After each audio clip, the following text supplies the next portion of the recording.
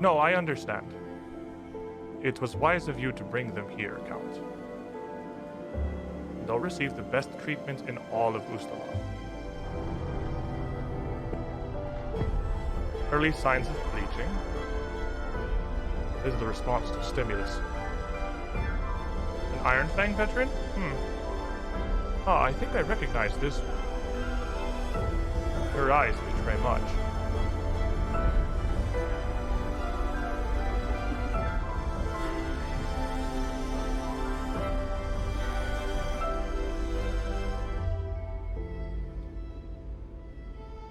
Now, for their admission records, may I have their names?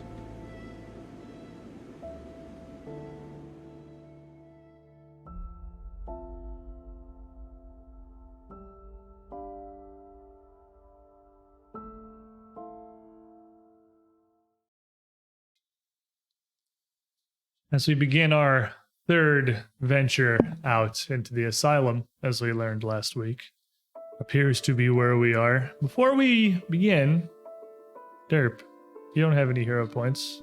Vixel would like to fix that. Put one on the table there. Take one. You may need it. And also I am Baned. So I'll just go ahead and put that right here and kind of hang on to that. Does Bane apply to the chance of me breaking my weapon? No, because you're rolling that. Oh, you mean if you roll a 2? If I roll a 3, would it be a 2 for the purpose of breaking my I weapon? think no. I don't. Okay. That's going to get annoying. I don't want to. I want to keep the tray. I don't want to make that any more obnoxious than it already is. But we have started to come to grips with our situation. Well, a little. Pieces and bits of who we once were, what we once knew, what abilities we have are coming together. And we have learned that if nothing else, we are not the only ones left here.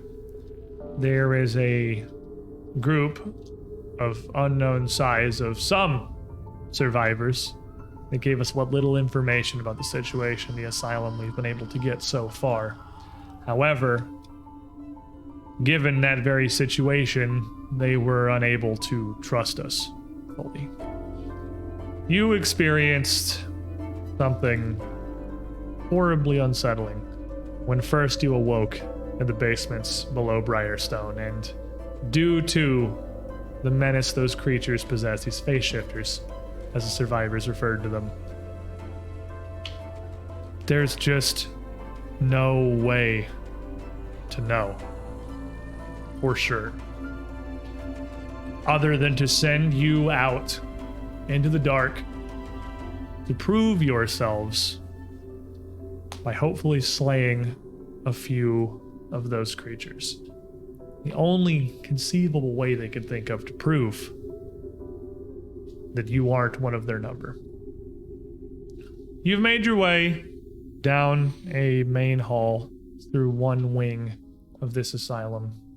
As you crept around a corner, as the rubble and the ruin of a collapsing building started to increase around you, the structure looking near to tumbling down, as if the ceiling may give any hour, perhaps any minute. You heard two things.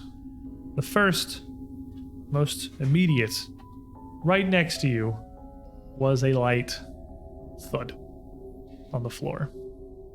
The four of you would all turn to see, just 1 second ago, walking happily down the hallway, Chameleon perched atop her head and a huge winter blanket drawn that she found in a closet, drawn around her shoulders like a massively oversized cape trailing down the hall.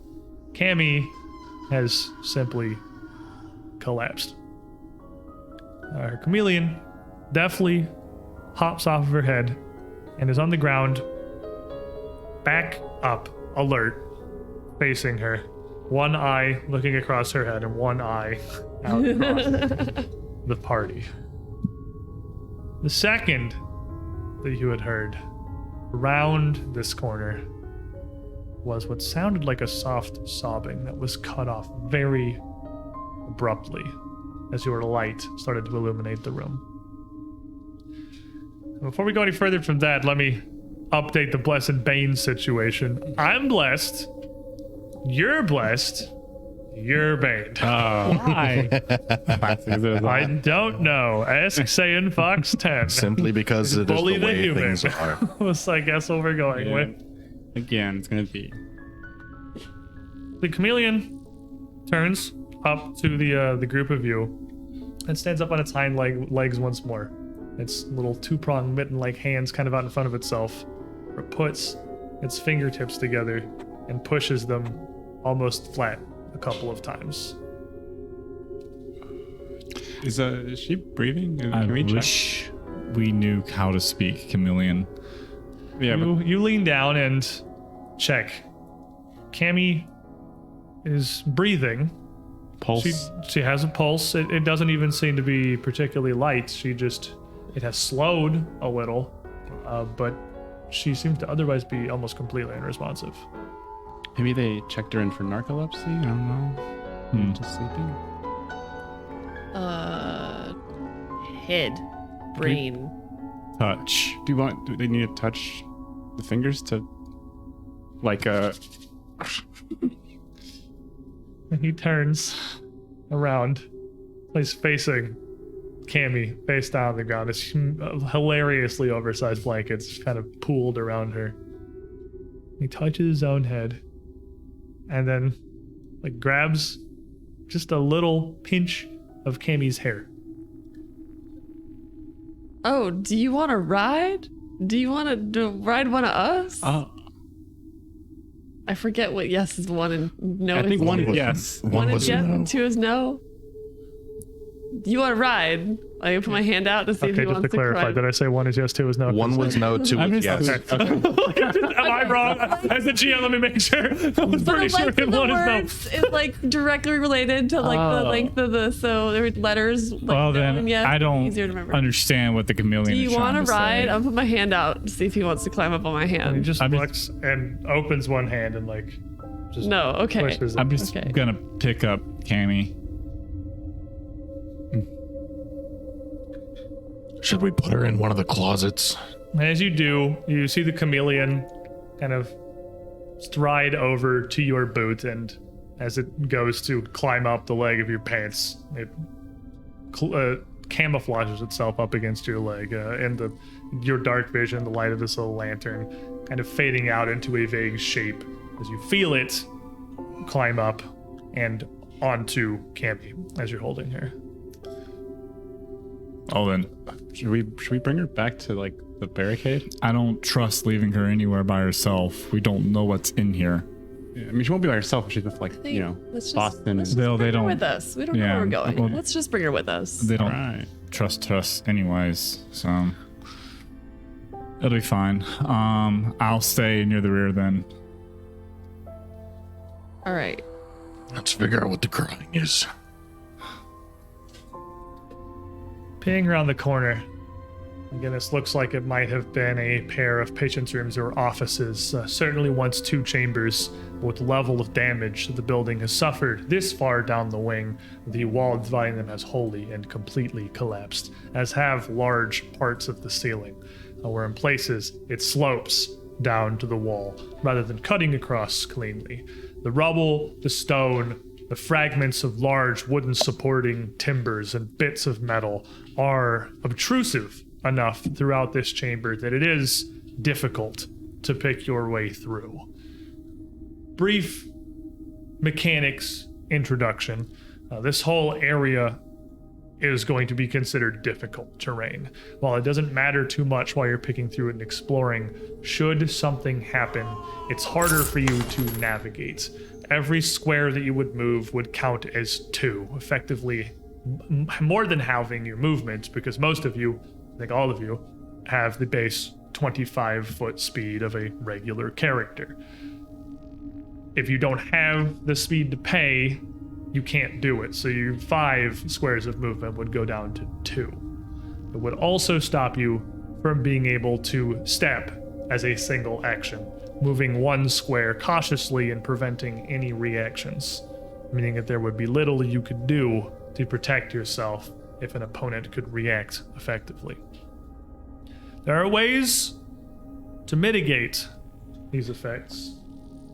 There are ways to deal with the difficult terrain situation. But in most cases, it's just gonna make things a little bit harder. That said, keys. Which card is it? Why don't you look at your skill feat? Do I have a skill feat? I have ability 1, ability 3, class, heritage, and something that does not have writing on it. Oh, that probably just forgot to This write one? skill feat on it then. I'm pretty sure it's that one. It should be the bottom of your stack. Yes. Okay. Okay. I think I just forgot to write skill feat. Oh, yes. Okay. Does it seem applicable to the situation? Yes. Okay. Then yes, it's that one. My bad. I made a lot of these, okay? So what is that? I have terrain stalker, which means I can sneak without a check if I move no more than 5 feet at a time and do not come closer than 15 feet to an enemy. Your terrain, as that is tied to a specific type of terrain, is like urban buildings, decay, rubble, these kind of situations. And even with the lantern, which would usually make it fairly hard for you to hide, there was enough detritus and rubble, enough cover scattered around this room that you immediately start to process this almost by means of steps and distances. This cry that you heard, knowing it's a little ways in the corner, distant across this room, how you would approach and what angles you could take to keep yourself fully removed from whoever may be there, leaving them oblivious and in the dark, even with this literal light behind you. So you can take advantage of that in exploration mode at any time that you are using sneaking as your exploration activity, which you are, as long as you, as it says, keep a safe distance. Yes. So what are you all doing? Trade expressed interest in checking. Are you just Seeking. picking your way through here? Oh yeah, I guess we should renew just to refresh everyone on exploration activities. Sneaking, I'm sneaking. Seeking. both you keep an eyes Is out it here. possible to do courage as a... It absolutely is, yes. You can, if you have an ability, especially a spell or a cantrip, that you can just use indefinitely, you can just maintain that All right. as your exploration activity. So in any situation or at the start of a combat, it will already be up. That said, it is a degree of intensive. You can't just keep performing forever Just be casually plucking. without running out of a little bit of energy or intensity. You can keep that going for 10 minutes before it becomes too fatiguing. Like 10 minutes at a time before you would need a similar Yeah, break. I think at this point it's like it's like this is getting scary. Someone Yeah, just collapsed. it's literally they're sobbing. right I'm just gonna there. be casually plucking. But yeah, I'll do that for 10 minutes then. Okay, so a third sound. You hear the sobbing stop, you hear Cammy hit the floor, and you hear nervous plucking. It's fine. Make sure to grab Cammy's blanket too. Okay, I kind of assumed that you just Yeah, you got a nice Waddle I was about to say, like, I'm gonna just gotta get her like a If it's long enough, you could put her in one of like those Yeah. body slings. yeah. wrap her up like a baby. Yeah. She is no Messiah. He is You like are very large. A third my height, so yes. You could absolutely do that. Yeah. Yeah, it is like an toddler. oversized winter blanket. It's massive. Yeah. It's plenty long enough for you to wrap that up and wrap around her really however you want to. Yep. We're just gonna have her safe. My hands are free. This is better. This is good. Still in the back. But with the exploration activities, as we move in, I meant more, I suppose. Let me clarify this more directly. What are you doing? Like, paint us a picture here, and as we are at the start of our episode, briefly include with that like a description of yourself. You can refresh us on your new names because I'm still working on those too. I think I've got them more at this point. But we'll start around with nervous background music over here. Yeah. What do we see and what's happening as you start to enter this room? Yeah, so I'm easy. It's just a normal human person. Average height, average build. Just a little out of his depth. Just a guy. little spooked. Just a dude. Just a little fella. He looks sort of permanently baned. His Air of Bane around just like him. tripping a little bit. It's like it's always the ceiling is just a little bit of water just dripping down. And it's unpleasant. It's not like it comes from any particular place. It just happens to be wherever he is, it seems like. Always trips on a pebble. There's always just a pebble for him to trip on. Just a normal human person. Just having a rough day. That's nobody can argue with that, I suppose. That's accurate. Trey, the mottled gray hobgoblin, dressed in some rough hides that we managed to take off a corpse from in the basement, peeking around this corner, looking through this rubble, tapping the namesake that I have found to make noise and try and get the attention of whatever might have been crying or making this noise. Mostly so that whatever it is doesn't catch us off guard in case it's dangerous, because who knows at this point? It could be anything. It could even be a flesh-changing shapeshifter thing. The opposite of sneaking. Yeah. But The opposite. ready. Getting attention at me. Yeah, look over here. Look at the hobgoblin man. Even bigger than the hobgoblin man, standing in the back of the line is a full-blooded orc. We go by MD. Right now, he's trying to get this comfortable. There is a small child now strapped to his chest, and he's like, "This is weird. Body armor. It's awkward. It's Oh. it's a double pun."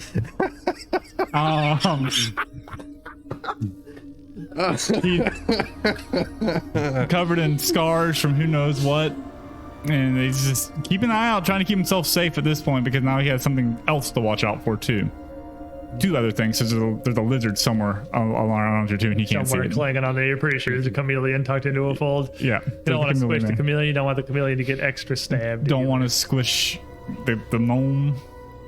protect the baby. Protect the baby. That is my new game. Fair enough. Objective. And, last here. So a female creature of who knows what kind of background.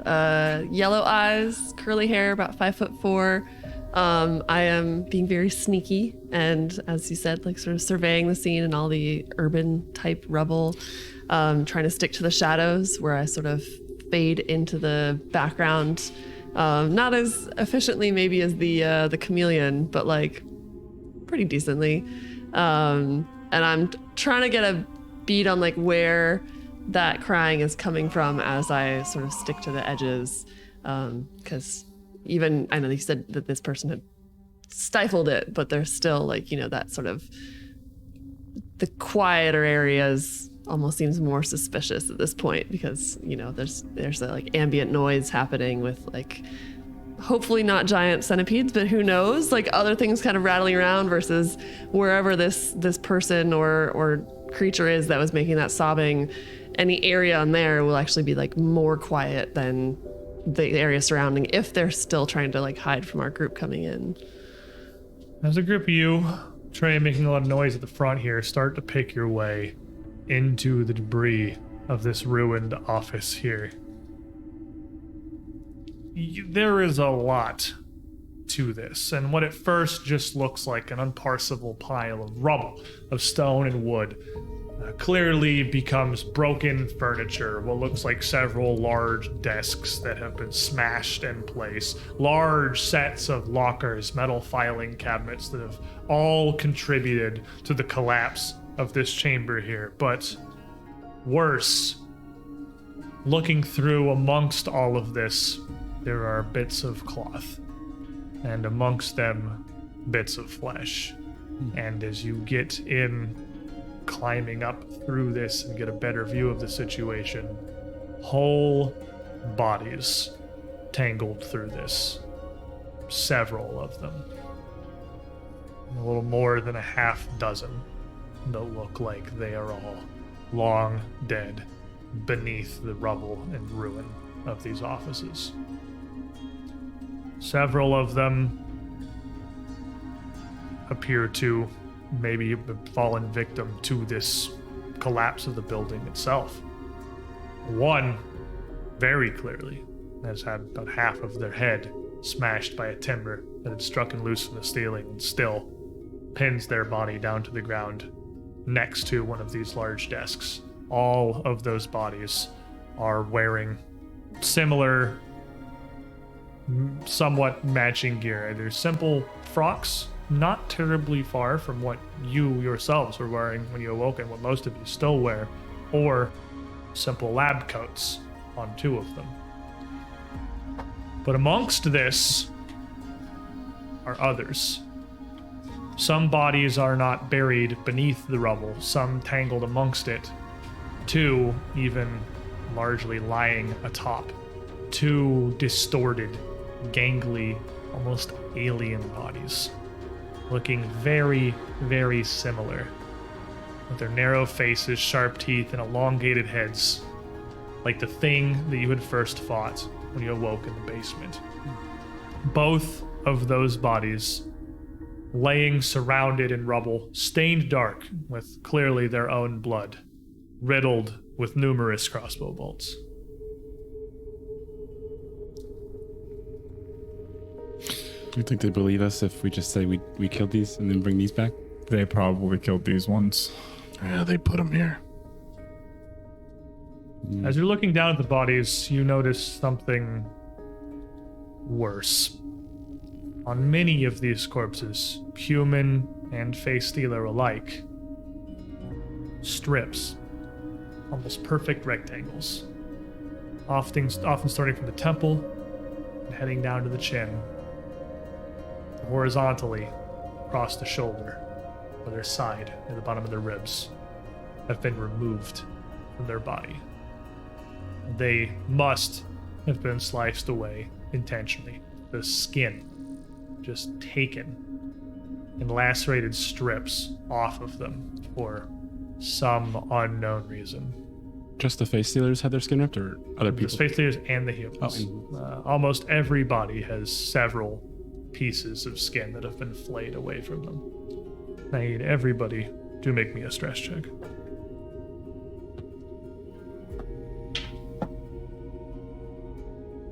Kevin, 17. you're good.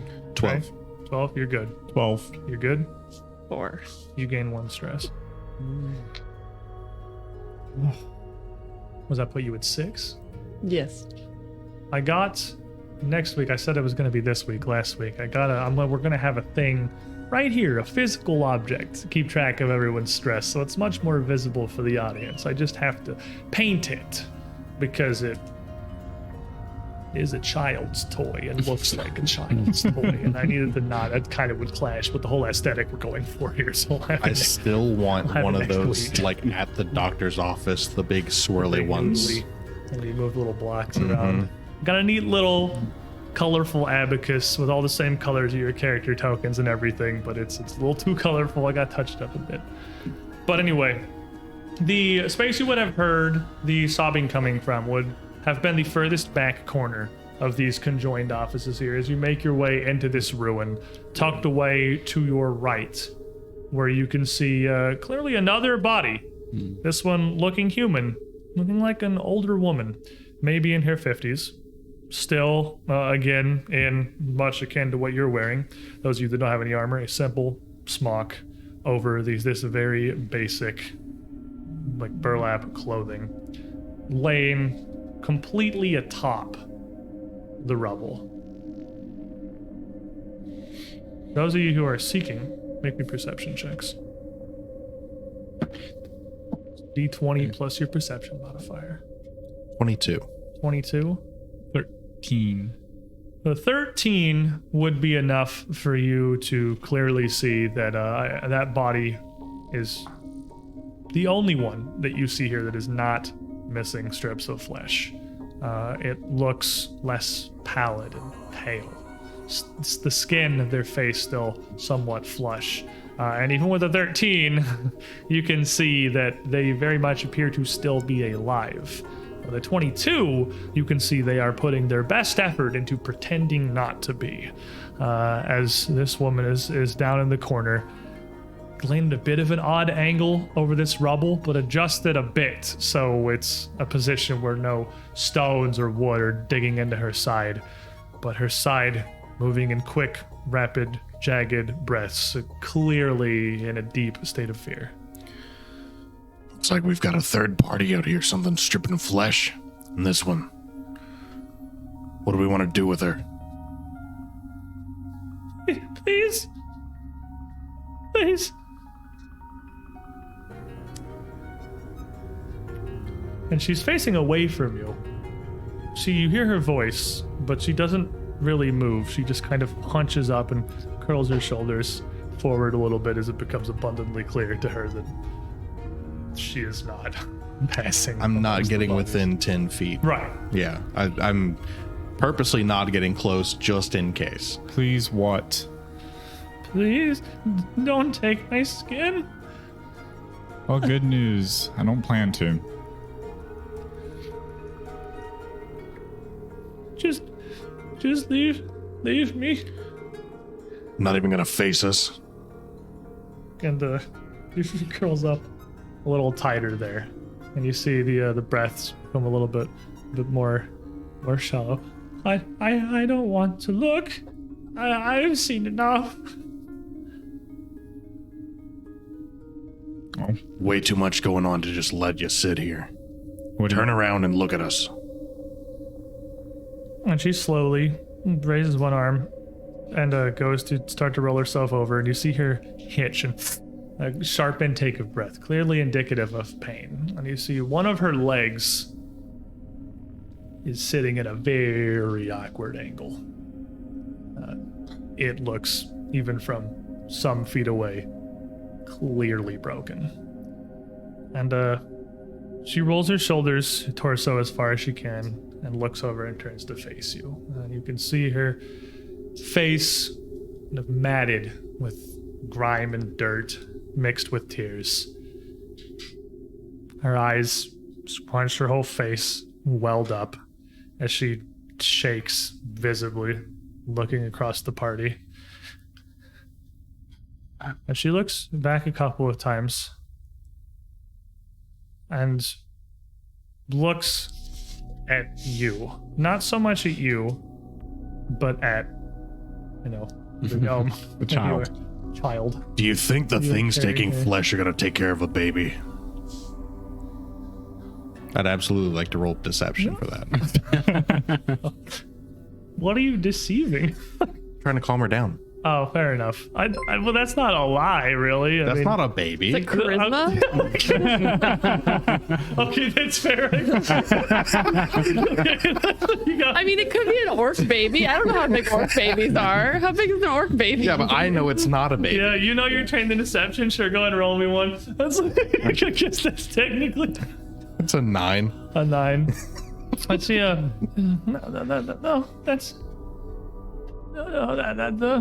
the gnome. Oh, you know about the gnome. She is the bleachling. She was in the ward, in the room next to mine. Wow, this would be great information if she was awake to hear it. She's unconscious. And she's definitely not bleached. What is a bleachling, anyways? She's. I don't know much of it. I just heard, well, what she spoke with the doctors. She's. It's bleaching, right? That's what it was called? You got me. When they said her hair, that she dyes it to hide it. It's white naturally, right? I'm gonna take a look. Yeah, and like, see, look look at at the the roots. roots. And looking down, like you're Excuse holding me. your hair on your front. Like, Excuse me. they are. The very base of the roots of Cammy's hair are a stark white. It's just started to grow out a little bit, but she has clearly dyed her hair this bright pink. And the two of you looking down at her here, MD and Trey. Our child. Let me see. Our child. A hobgoblin and an orc give birth to a gnome. Trey, as you are trained in society, which added to your surprisingly sizable intelligence modifier gives you a total of a +5. This is the thing you would just know from being trained. I don't need a roll right this second. I would know that normally that's like gnomes. They have a lot of very natural, extremely vibrant hair colors. They're ridiculously distinctive. They run the entire spectrum of the rainbow. White isn't really common for them, ever. She's been dyeing her hair. Must be a bleaching. That's why she was here? Well, if that was happening, she's so upbeat. I need you to slow down a little bit. I don't know a lot about gnome culture. What is bleaching? She was dying.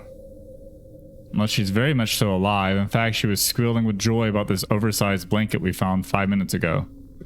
Dying or dying? Like, why or I? Why? Okay. Wait, why? Why?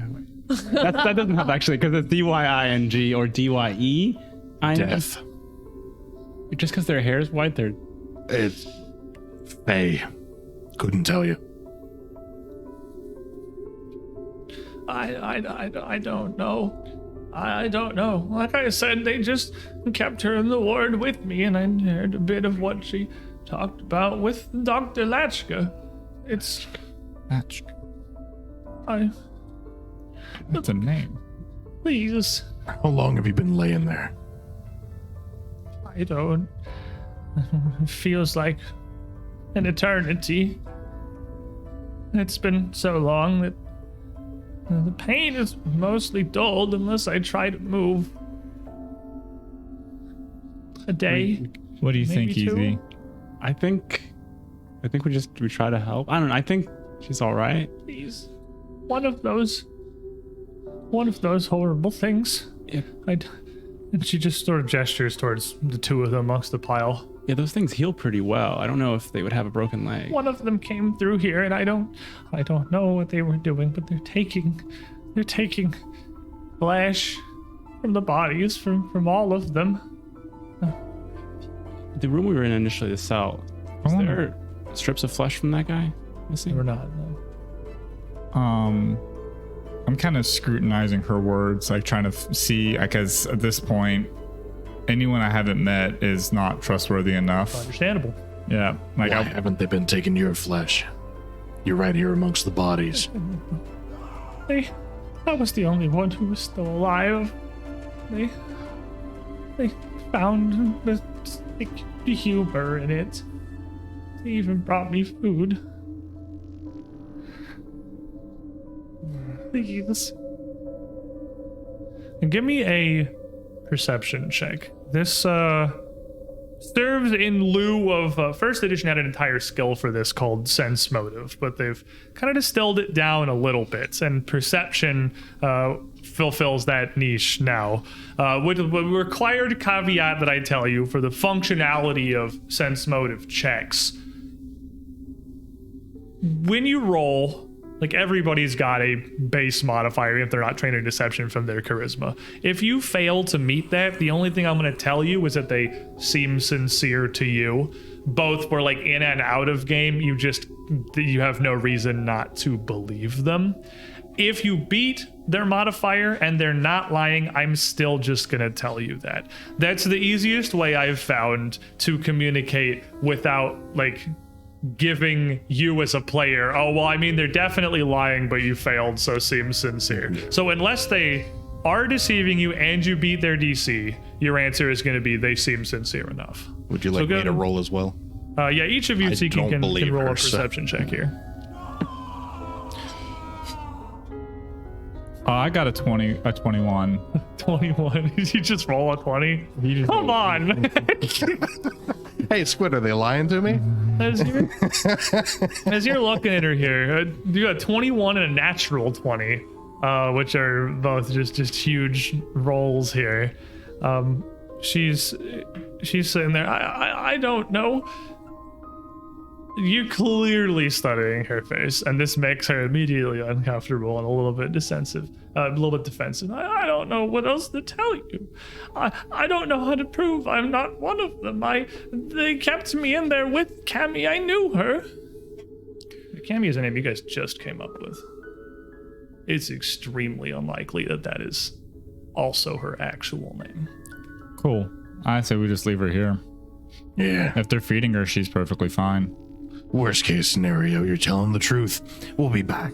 Oh, no. What if they return? Please. If they return, that means we're dead. Oh, if they return, they'll just give you more food. Laugh at your pain. Water, at least, something. We have nothing. You're not getting us any closer than this.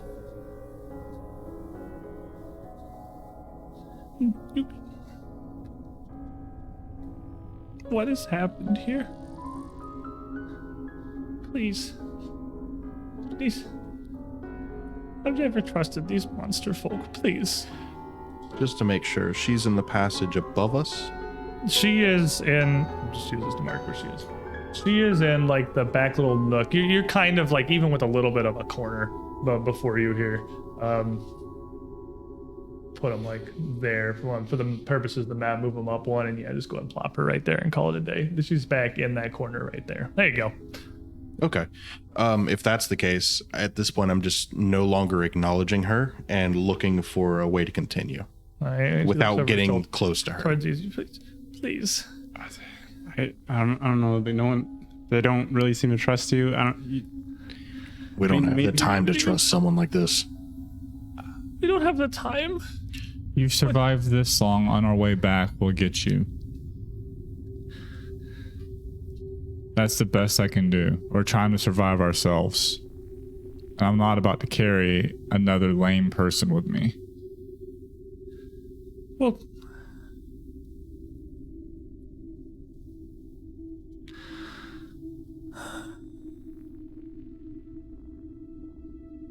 all right. I've survived this long.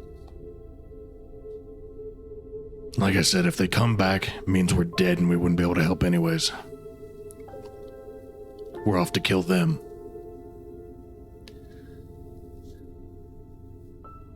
Well, if you find Dr. Oathday,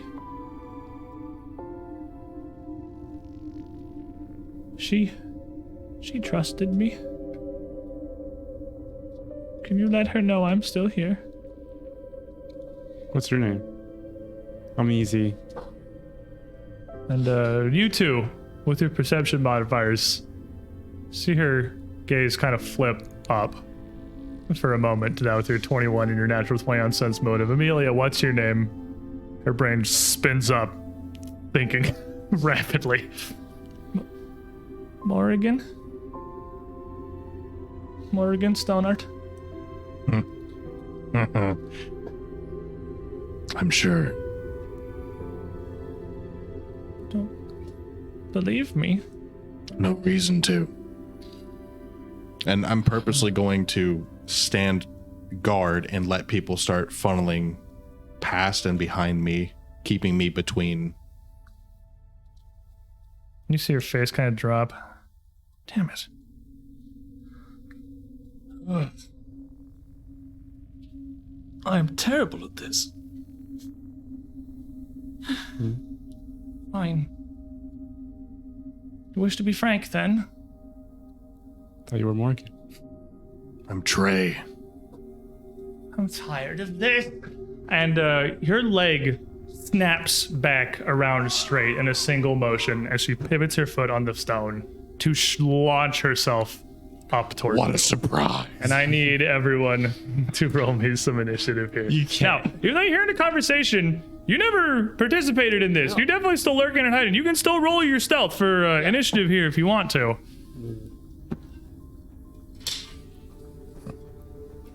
We're really good at this. We are. We got teamwork over here. High-fiving. I mean, they're not It's high. not but high they're just five gonna have, or like, medium even- five-in. Yeah. Well, what did you guys get? We'll go ahead and start on your end. Keys? 26. No, that's not true. 16. It's like, that's not high-fiving? That's extremely No, I high-fiving. can't do math. I was 16. Okay. 16. 16, 16. 16. All right, MD? Yeah, just 14. Medium fiving. That's not bad for level 1 initiatives. Trey? 11. Not at all. Easy? I got a 5. I'm gonna use a hero point. Oh, you're fine. No, okay, 13 plus. Oh, I forgot. It's perception, so 7, 20. Ooh, 20. All right, we got a spread here. Because I'm assuming I stopped playing once we started talking, so I wanted to go first. You could definitely still have been. That's up to you. Like, engaging In in a the background conversation is doing not like theme music. stopping you, gently kind of plucking away there as your main focus. That's up to you. If you want to have kept doing Inspire Courage, you absolutely could have. Sure. Okay. It wouldn't have affected your initiative. It's a +1 to your attack rolls and saves against fear checks. So Okay.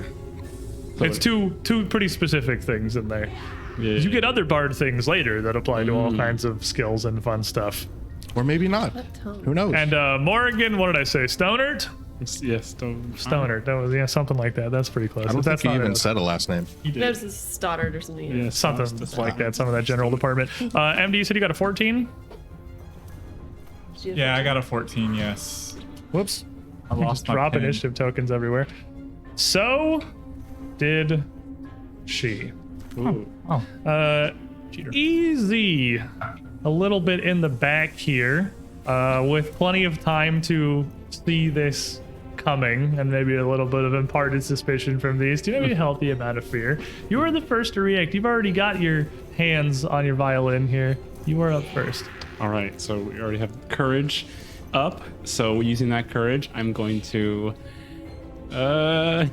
look around, and I'm assuming in the rubble there's like a nail or some kind of things. So I'm gonna be like, all right, this rubble for you spells trouble, and I'm just gonna throw a bunch of just debris at her. Fling crap, my favorite spell.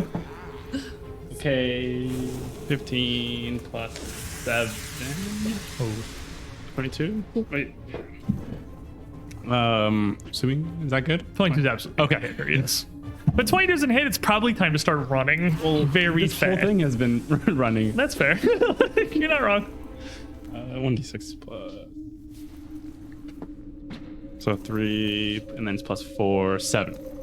7 points of damage. Okay, good opener. And then That leaves you with 1 action left. Now, you do have Inspire Courage up right now.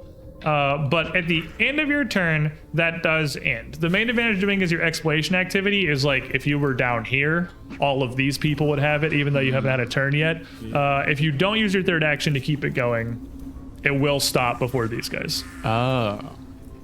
then yeah, I'm gonna keep playing. Okay, because it's a continuing cycle of 1 round as long as you devote an action to it, basically. Okay. Oh, did you factor your +1 to the damage? It wouldn't make it crit anyway. No damage. Damage. Oh, +1 the damage, right? +1 the damage from your Inspire Courage because true, attack so and it's damage. So 8 damage. You're right. That matters. Yeah. Keys, you are very sneaky. I am very sneaky. So I am far enough away that I'm not within the 15 feet, I'm assuming.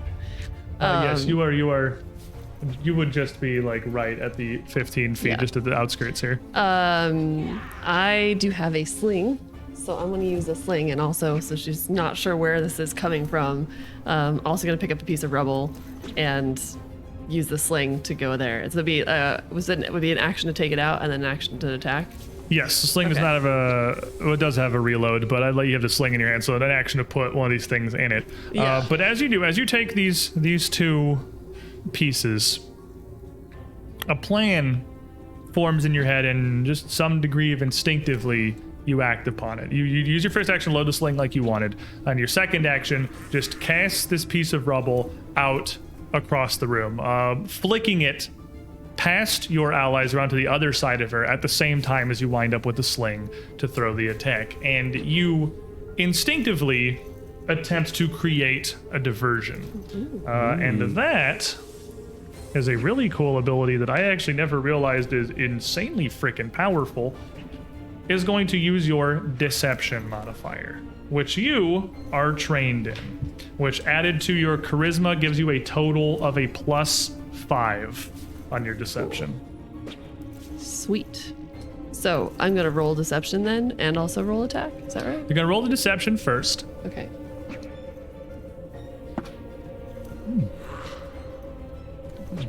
22. Pretty good. That'll do it. 22 is Deceived. that will. You know what's crazy is I didn't realize how freaking high her will save was. That actually just barely succeeds.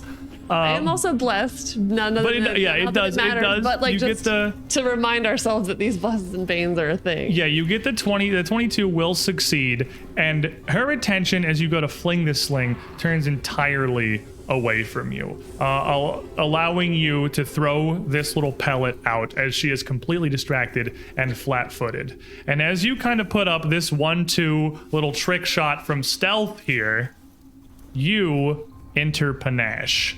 Look at your ability 1. Do have that. Oh, ability 1. Okay. Oh. You have your panache card. I didn't know how You to get don't there. have your card about how to get there. I do now. All right. What do you got? If I successfully faint, tumble through, or create a diversion, I get panache.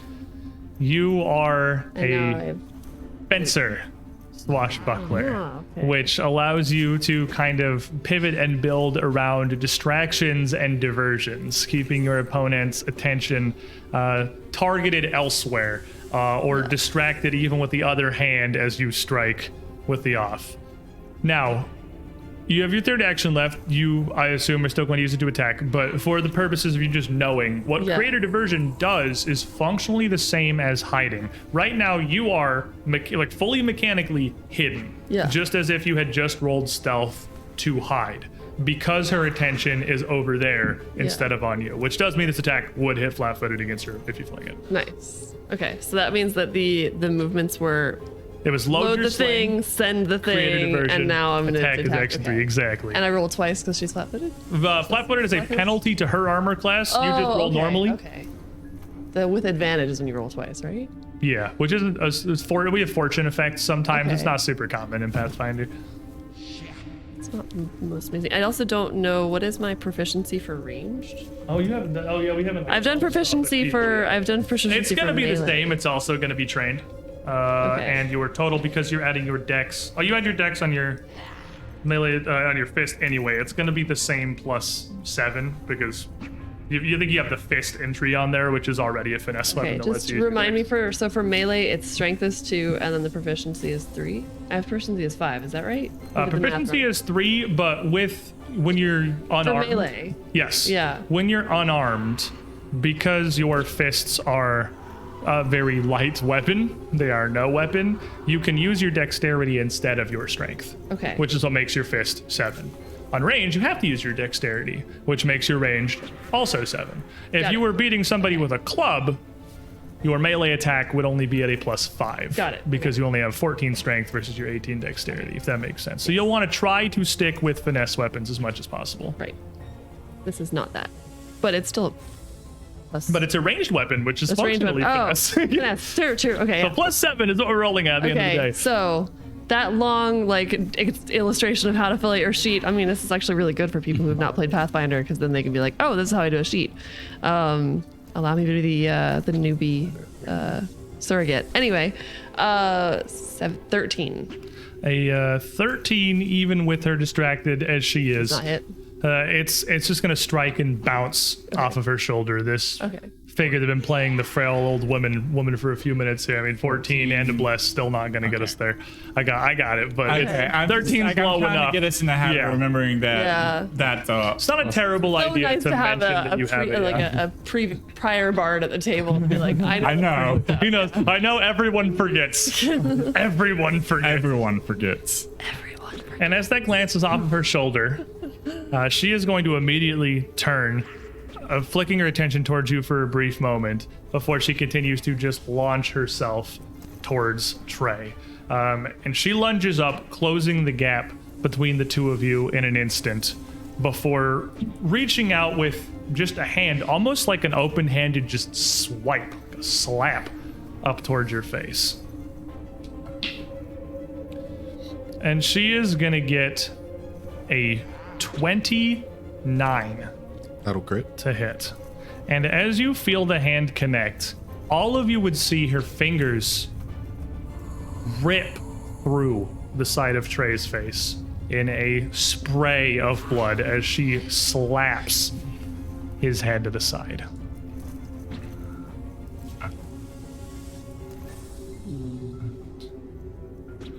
You are going to take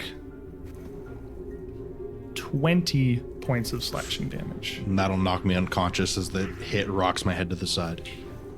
And that single blow, you see how large Trey is. His head snaps and he crumples. I need the other 3 of you to make a stress check.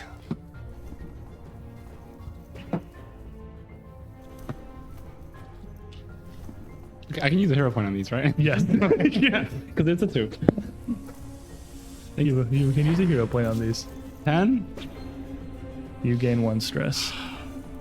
5, you gain 1 stress. 16. 16, you are okay. Everyone's gained 1 stress this session. Now, Can't gain stress if you're unconscious. welcome to the 6 stress. That's true, not you. You're fine-ish, relatively speaking. Mentally, you're mentally okay right now. Waking up might be. We'll see. And he drops. I see. I'm trying to, okay, it took me a minute to mentally parse this. Kevin, good news, you're blessed. Okay. Shelly, better news, you get a hero point. Both these coming from Tim C in the chat. Thanks, team. And as Trey just drops, she turns around to you. Do that again! Do it! You could have just played along. We would have been the last ones. We would have taken. Don't stay so much better at this than me! MD.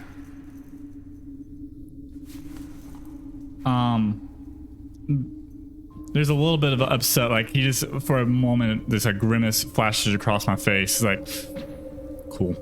And I'm gonna sub for forgetting he has Cammy strapped to his front. He steps forward. And he's gonna attempt to feign. He's gonna attempt to, like, he's coming out with his left fist. Like he's gonna punch. Try a feigner. You have, what do you have? You have He normally is carrying on the club and his other hand's free. Right. So- As you step forward to do that, you go to this feign. Your brain thinks feint and hatchet. Your body does not do that. Your body does something a little bit different. Rather than just trying to distract and get attention with this punch, you launch your entire force into it. You swing your fist down towards this woman as hard as physically possible, and you come in with the hatchet on the other side. You are going to look at your class feat. A better distraction than fainting is just hitting them. One feign. 2 weapons against the same target. So yeah, we're gonna hit her with the fist. And then you're going to hit her with the hatchet, and she's going to be flat-footed to that no matter what the fist does. I rolled outside of the thing, so I'm gonna make it go back in. Oh, but it was It's much half the better result. when it was there, yeah. That gives me a total of a 16 with his, 16, and you are blessed, and I am blessed. is going to hit. Cool. So with the fist, Does that count as 1 attack? Or does it count as 2 separate Well, attacks? it's 2 attacks. He does have the minus minus on the second Yeah, thing, but she's so- flat-footed to it, which means he automatically gets sneak attack on it. Yeah. so the fist does a total of 8 damage with his inspire.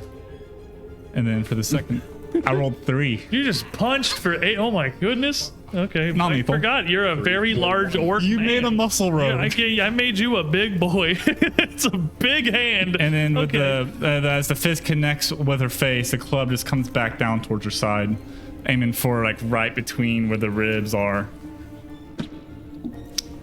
I said we're aiming. We're using our resources to aim. We're doing better than a 3. We're doing that 1. Oh, And you get her with the fist, but she doesn't really move like you expect. You are looking at this like 5'6" mid-50s woman. Regardless of the move she just made, your brain processes this as a target that should nearly slump from this big left. But your fist connects and cracks into her head and just shunts it a little bit. She doesn't even pivot all the way, and her body barely registers at all. So you go to swing this axe down, expecting her to already be falling into it, and just barely graze her with it. I'm just, at this point, just making eye contact with her. And she is staring right back up at you now. Easy. Looking at Trey fall, and like all the big guys get hurt. Like through Owen wheel, we fight with zeal. Please get up, take a heal.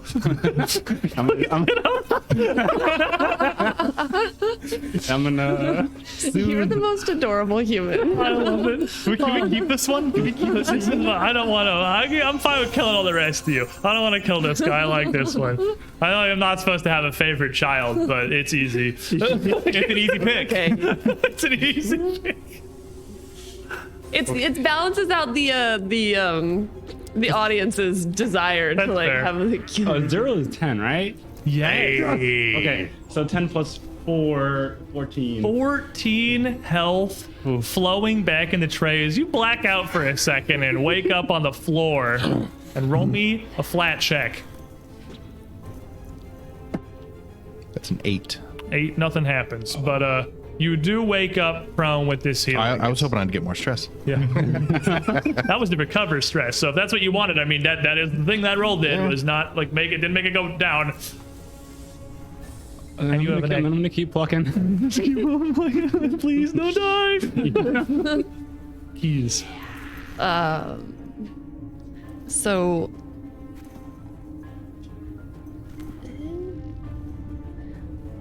You said it's half speed.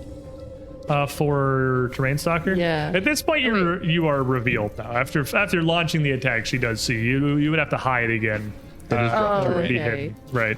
I do have a 5-foot speed bonus. But you have what, 30? So that means I You have have 30. 25 15. as your default. Yeah. So you- it's yeah, so 30 yeah, and yeah, half, yeah, so like yeah, you know, yeah. 15. Yeah. Is it possible? Do I have enough movement to get behind her? Or no? Can see if I can flank her. With a tumble. With 2 actions, you could. Because if you tumble through her, it's greater difficult terrain. Yeah. Because tumbling through is her square is Yeah. double on difficult terrain. So whether you go through or around her, 2 actions would allow you to circle behind and take advantage. But with the I don't really difficult wanna do terrain, that. it's No, a tough, okay. tough setup. All right. I'm just gonna like. She asked me to hit her again, so I'm gonna hit her again. I'm just gonna pull this, like, reload the sling and just like send it right at her. Request granted. Yes. I mean, if that's what you want, give me an attack roll. Pretty good. So that is a 26. Rock. You're blessed. I am. That crits. Okay. Do it That's again. Request granted. Doing it again. But it does not count as an agile or finesse weapon, right? It is Because it's not an agile ranged? finesse Okay, weapon. You do just not making get sure, the yeah. bonus damage from That's your panache. okay. That's okay. D6. 1d6. So Plus I actually 1. do roll for this? Yep. Yes.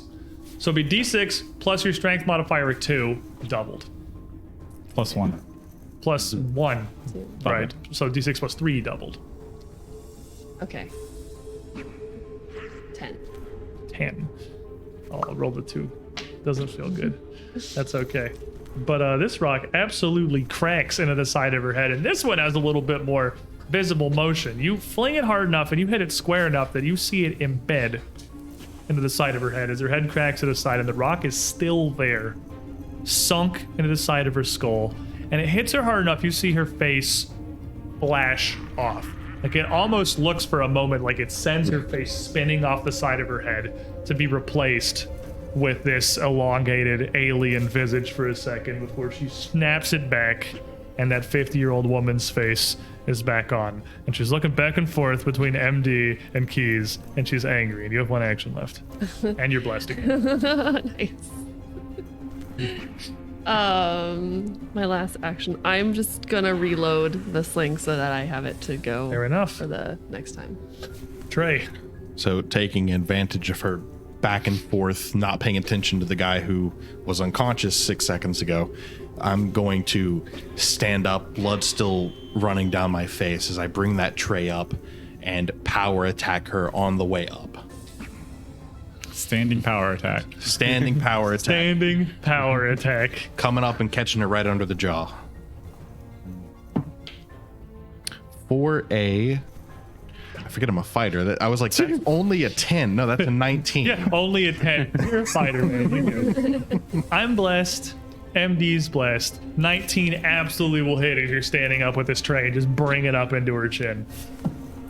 4, 2, 3, 7 damage. Plus 1. 8 damage. 8 points of damage. Because I rolled Hey, very poorly on the die. Barding is happening. We're learning. Yeah. And you stand up and get this big hit. And again, hit the tray into her and snap her head up a little bit, but much less than you would expect her to move. It comes back on her and she looks up and looks over at you. Damn it! No. Damn it! Where did all of you come from? I'm suddenly so bold. And locks eyes with Easy No. and just lunges at you past Trey. And as she does, Opportunity attack? he knows he's a fighter. I mean, I just tell you to Crit. flip over your ability to. You know it's attack of opportunity, fighter I man. crit. Was you roll a 20? I rolled an 18, and I'm a fighter. That's a 27 base. That's you, because of the music. Panic music intensifies. That's a 28 with the music. You see her lunge at you, and this tray just go whap. Does it leave like a little bit of like a face? Just a little face. Absolutely, a little bit of an indentation through the back of this half-inch thick pan, as she, the force that she slams into it. 5, and then I do more from my base strength than the dice, so that's 13. A little bit of like 14, 15. 15 Not so fast. points of damage. It's just whap, and that one stuns her for a second, and she pauses, kind of reeling, gets back up. Which looks card at- was that? That's ability 2 for you, my friend. That is your fine attack of opportunity, good sir. And she looks at you, plucking away, and she looks at you and the indent of the tray in her face. What is your plan, anyway? Make more of these. 4 of you? 5. And reaches out just to almost blindly just like slap down at your tray, like almost derisively, like she's mad about it. And she is just going to swipe with a disarm check against you. It's against fort, right? Or reflex. That's against your reflex DC. Do you She have? might actually get this. Oh, yeah, we have all. We don't have all I of our have 0 saving dex. throws yet, good sir. Your reflex. No, Is- I have my reflex. Oh, you have it. Yeah, we got acid sprayed. Okay, I was like, I thought you did, but then I opened up and there's a red mark on it. I was like, oops, I It's still shouldn't so have written nice that to see you pull out that official folder. there. I gotta get your file. We got centipeded last week with the That's acid true. spray. Which gives you a DC of 15, I Yes. believe, is what she was swinging at. So she could do it. It is going to be a 15. So she's gonna hit it. You got a solid grip on this tray, and she smacks it, and it's gonna just like, it's not gonna knock it out of your hands, Got it. but like loosen your grip on it a bit, and just looks back. Shut up! Shut up! Shut up! And then just claws out, sort of blindly. No. Towards Izzy here. No. With this is a second attack with a penalty going to be an 18 to hit you. Yeah, I have a 17. 17, and she is just going to slap at the your arm that is supporting the body of the violin here. Again, just ripping her fingers down your arm, and you all of you can see is like blades ripping through his bicep as she slashes down at you for 11 points of slashing damage. I am down. You're down. Because I had -6 from the Oh, you're still at from the previous blue thing. rat thing. And he's gonna drop his violin, and then he too is just going to slump as the music Exactly stops. 17. damage. Shut. Can't sing. MD. I'm gonna. Oh no! That's what she's gonna be. Probably. Yeah, I'm gonna. back to her. I'm stepping up behind her, for I'm flanking with this one. I think you've hurt my friends enough. Gonna just hit her. As flanking position, you have a great setup. Life is not easy. You're baned. Give me an attack. Actually, He goes down and you bane him, chat. Really kick a man when he's down. Bane a man when he's down. Bane a man when he's down. I'm gonna bring the club down on her head.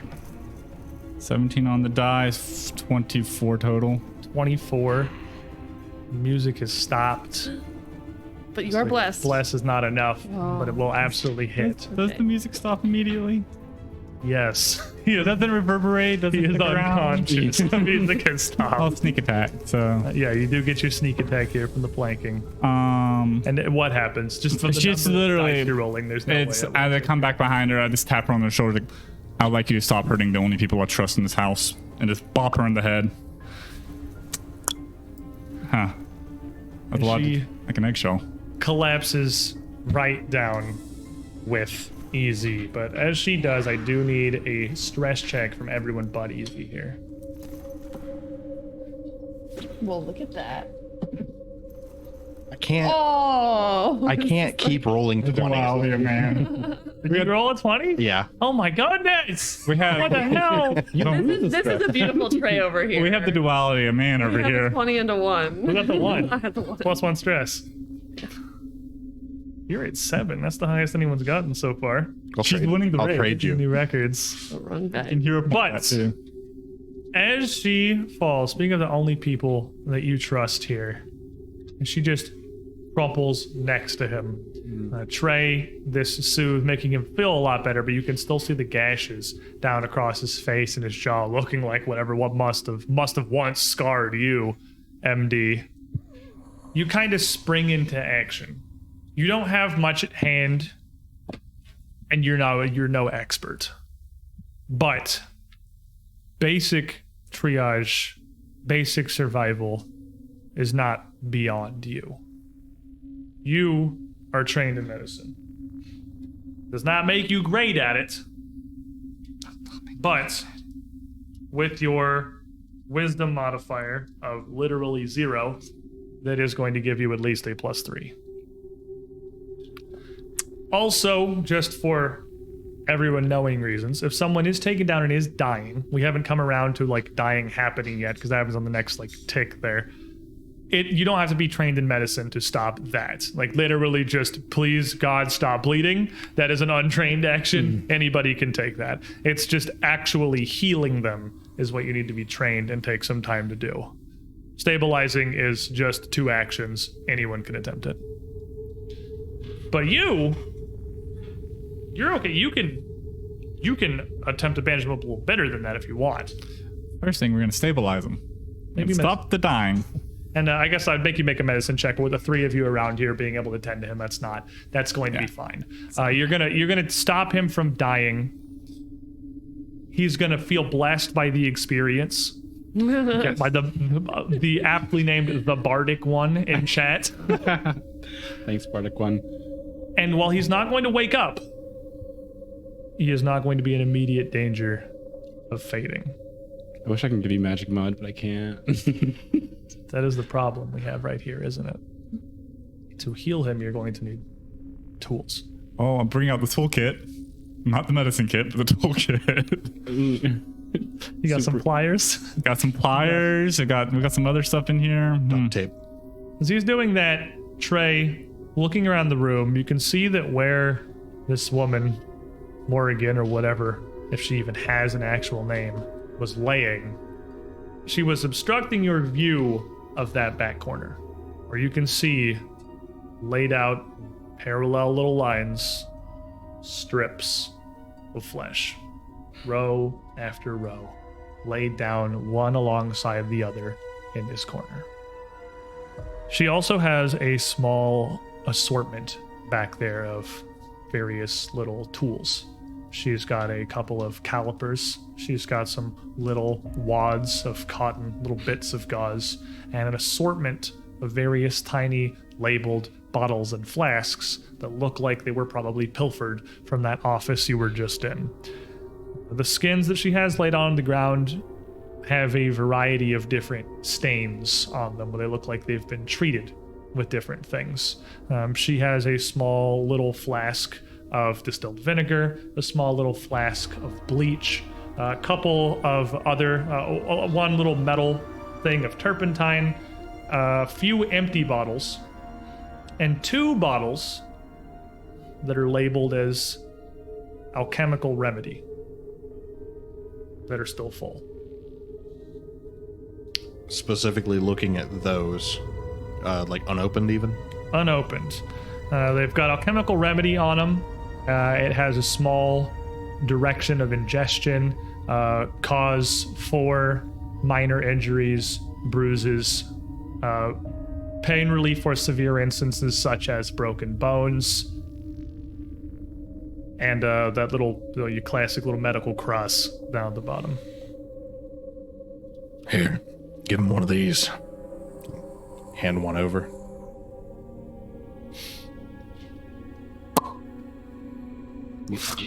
Just pry his mouth open like you would a cat to force feed it pills. Easy gets 2 hit points back, That's pain relief. Nice. but it's pain relief from this little alchemical tincture and does wake up. And a pleasant awakening with MD's fingers just kind of shoved in your mouth. That does give you 1 more of these that I'll have our Cadus deliver the card unto you. The ones that you have here are certainly only minor healing potions. Consuming one will give you 1 d8 hit points back. It's better than nothing. It's enough to bring somebody back from the brink. And speaking of coming back from the brink, Trey and Easy, you're pretty well injured.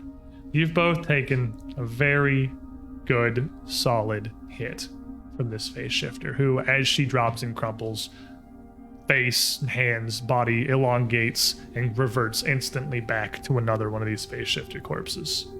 Each of you are wounded, which is one of the things that you have in your conditions deck under there if you want to look at it.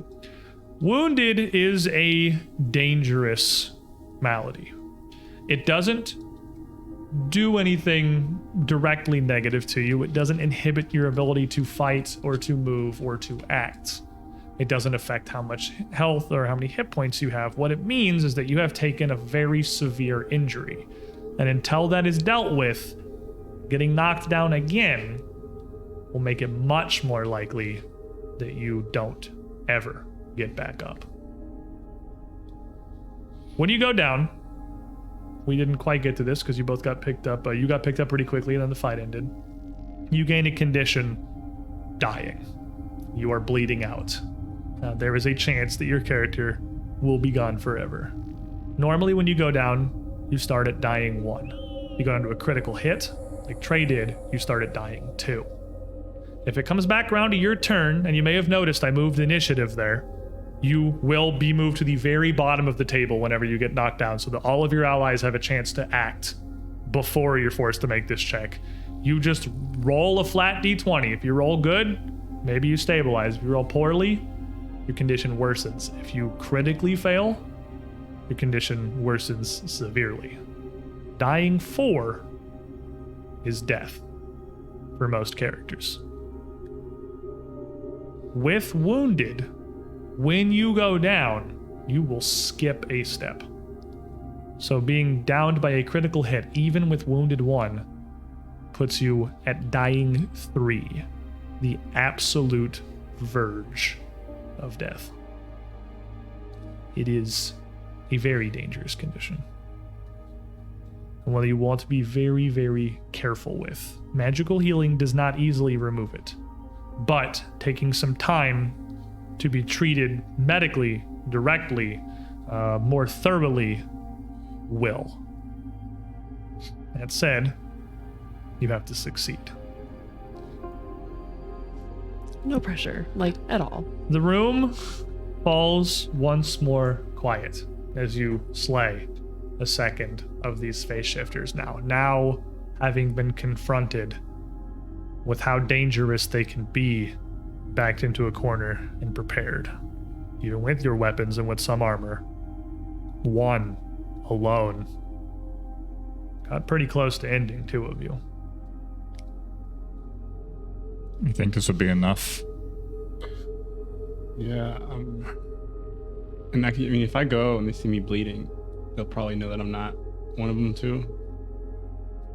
Probably not enough. No, they said we needed just a body.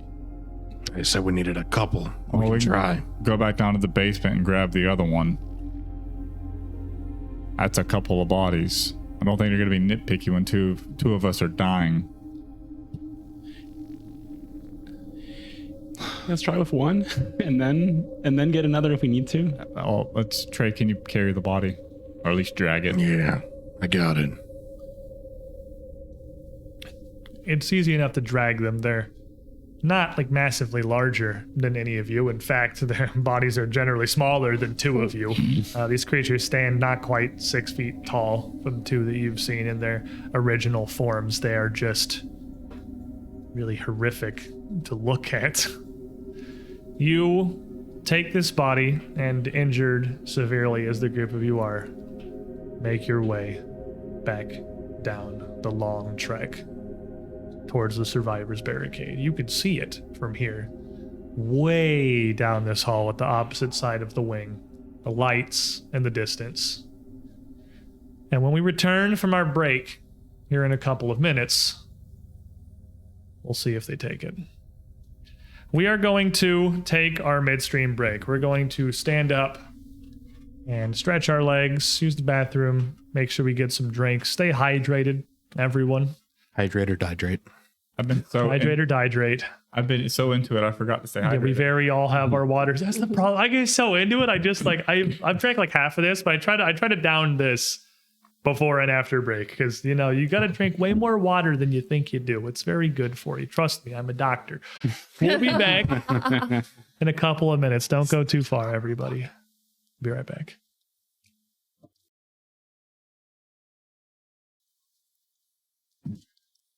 Welcome back, everybody. We have had our first few very serious brushes with death here. A fight against a single one of these face shifters is a very dire situation, even with a 4 versus 1 advantage. It's becoming very abundantly clear very quickly why the survivors at the barricade are so suspicious and so unwilling to risk making a mistake against 4 of you. Imagine what 5 with Cammy face shifters would be capable of. It wouldn't matter how many survivors they have in the camp. They would have no chance. As we left off, a few of us staggering, bleeding, alive, but barely. We started making your way back down the main hall of this wing, back towards the barricade. MD carrying Cammy in your little baby carrier. Trey dragging the body of a face shifter you just killed behind you. Do they bleed? They do. They bleed just like you do. And now, even in death, their blood may be very slightly darker, looking like blood that had not yet tasted air, still leaving a dark streak down across the rubble and then across the flat tile as you get to the more intact southern end of the passage. You get closer to the barricade and see the same 2 figures as when you had left some maybe 30, 40 minutes ago, if even that. Again, a woman has the crossbow, but she doesn't aim it at you now. She looks, her face falling, her hands shaking, and the dwarf pulling himself up on whatever stool he's got back there. Both his hands up on the barricade, doesn't even appear to have a weapon. actively in his hands. Damn! What the name of Torag? I don't know, stupid question. Face shifter, obviously. Throw it out into the light where they can clearly see it.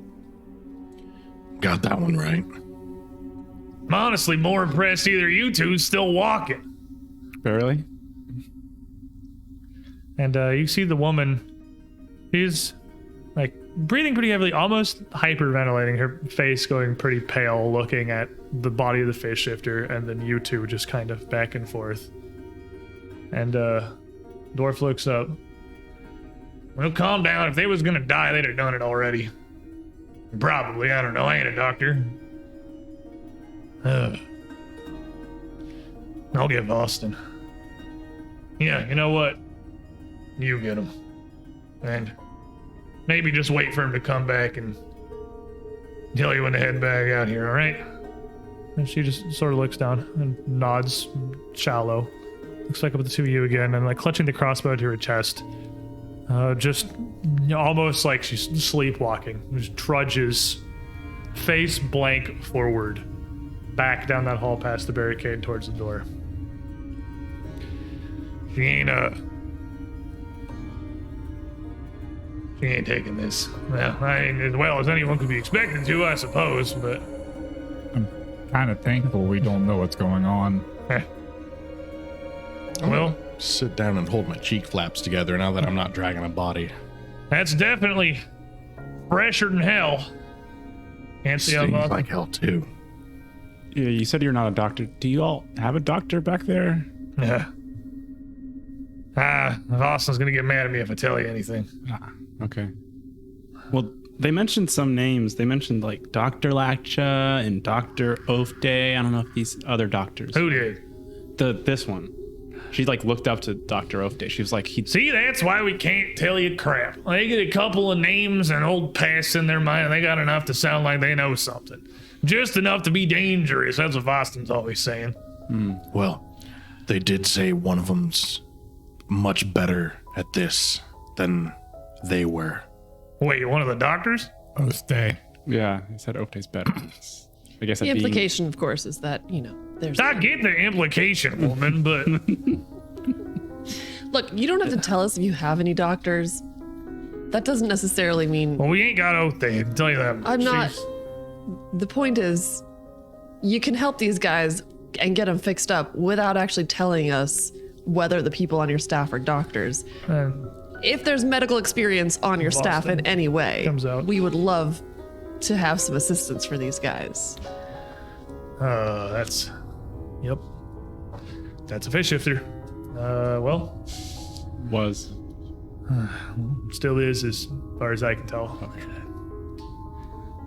Look, when you left half hour ago or whatever, I went in and I had a talk with, Don't even tell us. Just, what do you We need? don't need names.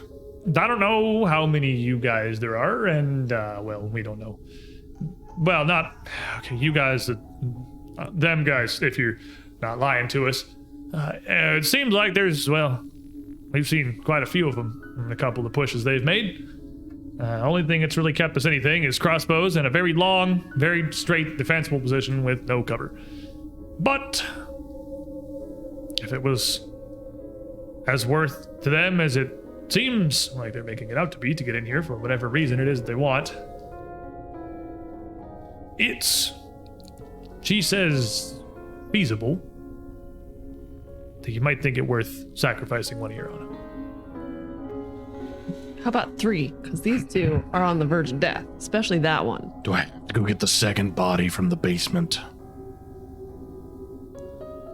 For crying out loud, Foston, look at him! Look, you don't even need to let all of us back there. Can you please just take this one and, like, make him not close to death? Can you at least You can like. get Winter to do some of her damn? He's a shooting stuff. Come on. He's like, I don't look. Boston, Tolman, Winter. They're clearly not face shifters.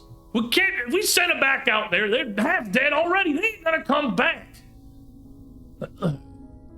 No, I like this dwarf. What was his name again? You don't have to take us all in. Tolman Tolman. Lely's. I'm a cook. I work in the damn kitchen. Running the cafeteria line. We're putting stuff together for the cafeteria line. We ain't got any of the fine cafeteria ladies back here at the moment. I was like, look. If there's any help, I've got a imprint of one of their faces. This isn't, it's just not our call, okay? Look, it's... Do you all If have you, like? if you have a second one, it certainly wouldn't hurt your chances. And I'll be given back in a minute. the state of the two of you, you already just walking off. Yeah. Wait. The state. No, they're free to stay and keep talking. I'm gonna go get the second one. I'm gonna go help you hoist it out the chute. I'll stay with you. Yeah, I 'cause, don't like wanna it's- go far. Just leave Cammy with us. They're not gonna attack us. Here's Yeah, Cammy. it's like I should just lay Cammy on the ground, Yeah. tuck her in. You're on the floor. I wrap her up in the Stay here, blanket. child. I'm assuming our little chameleon friend runs down and is just hanging out on the That's all fire right. the Seen whole him, time. yeah, he's somewhere.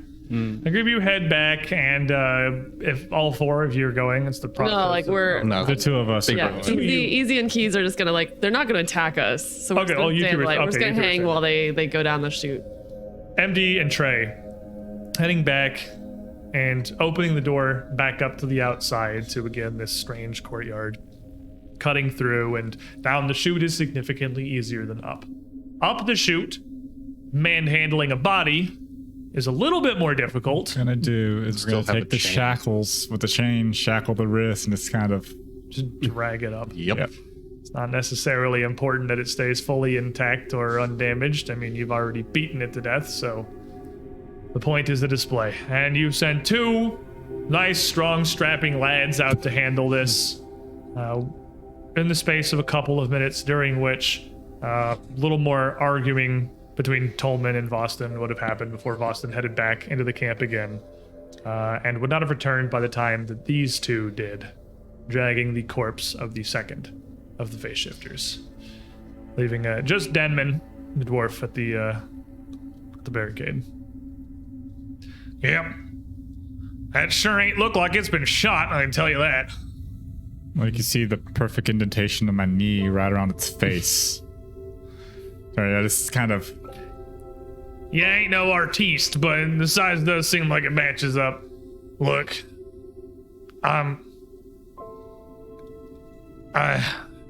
maybe I'm the idiot. Maybe it's me. Maybe this is some fancy Queen's Gambit kind of chess here.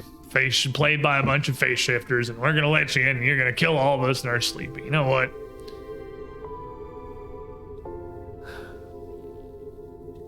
If what I gotta pay to avoid that is almost certainly just sending 5 completely lost, I gotta assume patience if you don't even know the state of where you are.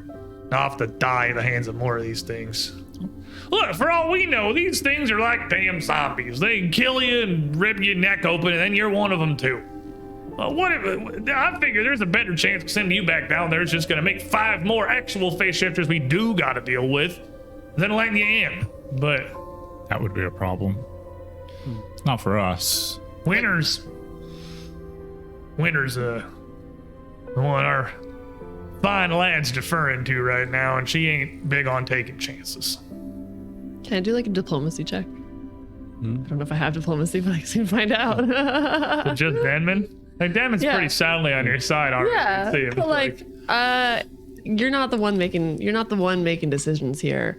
We don't even really need access. I would just love to not have these guys on the verge of death if it's going to be a while before we can go back in. And as you can see, our current healer is kind of down for the count. We did learn something valuable from the face shifter, though. She was definitely a patient. She has a case of bleaching. Like I said, weren't my ward, weren't no one I was looking after. I couldn't tell you. Yeah. I just remember seeing someone coming in with that little lizard and thinking it was funny as hell they let that thing in here. It is pretty They let fun. a damn lizard into a hospital. Like, Look, do you have any med supplies that you'd be willing to give to us? That's it. That's all I want. I don't want access. I don't want to get near. I ain't got much just- that I can give you without having to steal it from the camp. But look, well, trust me, I'm on your guys' team here. I ain't looking to cause any kind of a rift with the lads back in the chapel, all right? I gave you my crossbow. She's already pissed off at me enough for that one. And I'm pissed off myself, too. I gotta use the crappy one. The string on this thing sucks. Wait a minute. I'm just gonna take the crossbow off of Cammy, who's probably just cuddling it like a teddy bear, and just bring it back to him. I said I'd return it. Well, Unless you send us back out there again and you want to give it back to us, we'll gladly take it. She's ain't actually... your damn word, I guess. Oh, when y'all were down there, did you see the guy that was strapped to the table?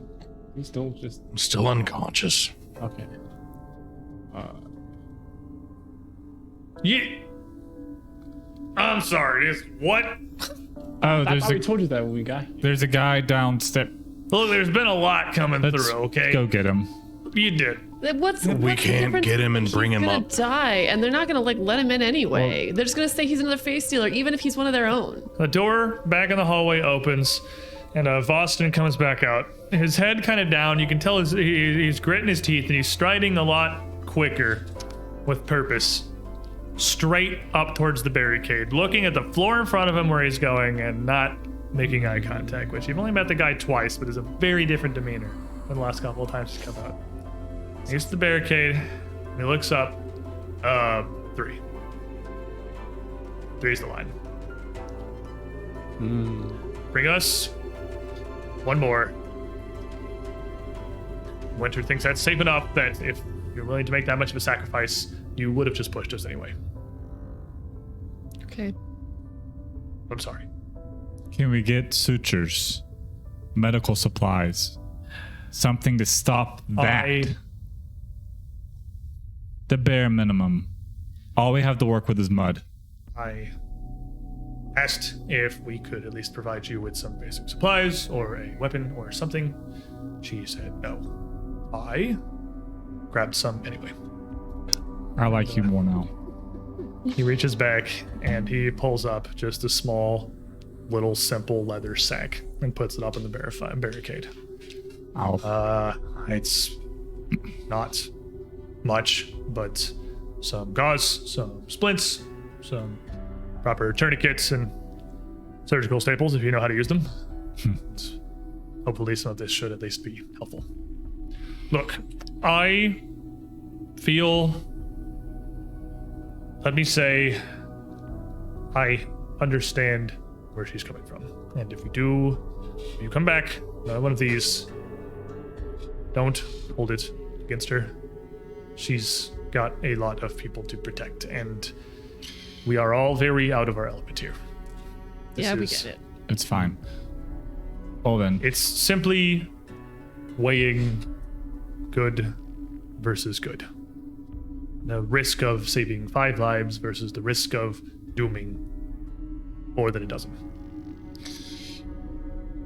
Okay then. Still have a potion. Let's use it on the guy in the basement. Can I recommend... I don't know where you've been, but I've heard, obviously. I was told that you have made it quite some way down this hallway. You have made it as far as the wing seems to go still. Clearing door by door and room by room. Yes. You have this boiler room here. It's not far from the barricade. It's empty. Exactly. We can rest. Don't kill yourselves. If you take some time, at least patch yourselves up somewhat. Don't just charge headlong into your own death. It's getting late. You look exhausted as much as you are injured. Take care of yourselves. Okay? Unless you're face shifters, in which case, feel free to run off and die. If it's all the same, I think it would be just as safe in the basement. And the face shifters won't be going down there. The basement doesn't connect to anything. There's only that one staircase out from the courtyard that And leads the down pile to of the furnace. corpses in the basement. Basement staircase is collapsed. It's just the slide now. You've been going up and down the coal chute? Yep. Coal. That was like trash or laundry. It's coal. That's how we climbed up. That's how I brought the body out. I guess that would make it harder for anyone to come after you. It's going to be easily defensible. I suppose that's a fine position. If you come down the chute, the stairs are gone. You have that. Barricade the door. Fall back to the door. Then you have the We can sleep in our old cells. The whole cells time. We woke up in cells. in storage. That's what they are. Iron bars, rusty. You still have the key, right?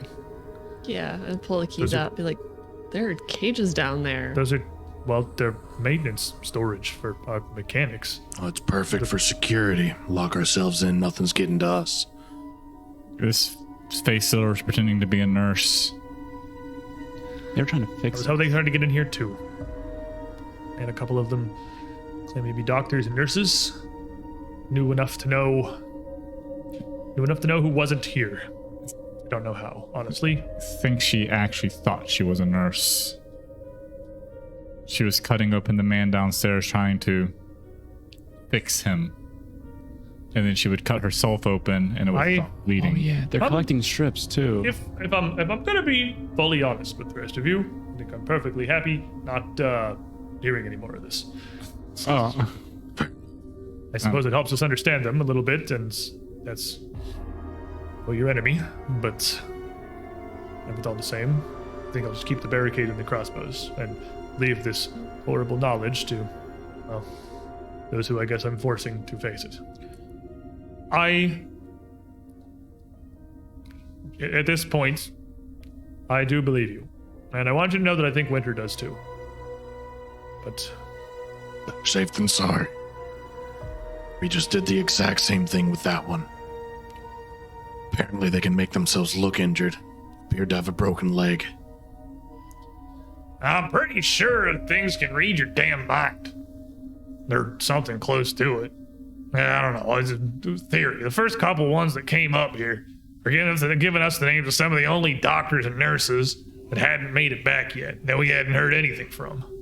I mean, don't get me wrong. This is a big asylum. Briarstone's a big place. They got a lot of staff. I ain't gonna claim to know everybody. They were pulling people from our wing. Claiming to be Dr. Ostay, Dr. Lachka, a couple of the nurses. That's like they knew who was and wasn't here.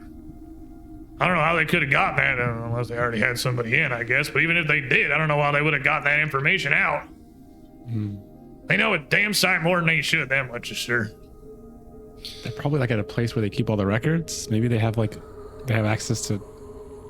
Well, I guess, yeah, there's a records room back in the north wing, but I don't know how the hell you're gonna get there.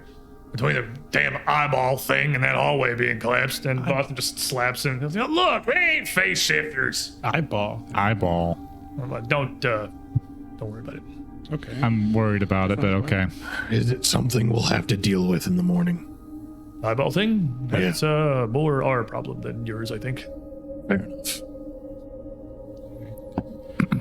We're gonna go lock ourselves in for the night.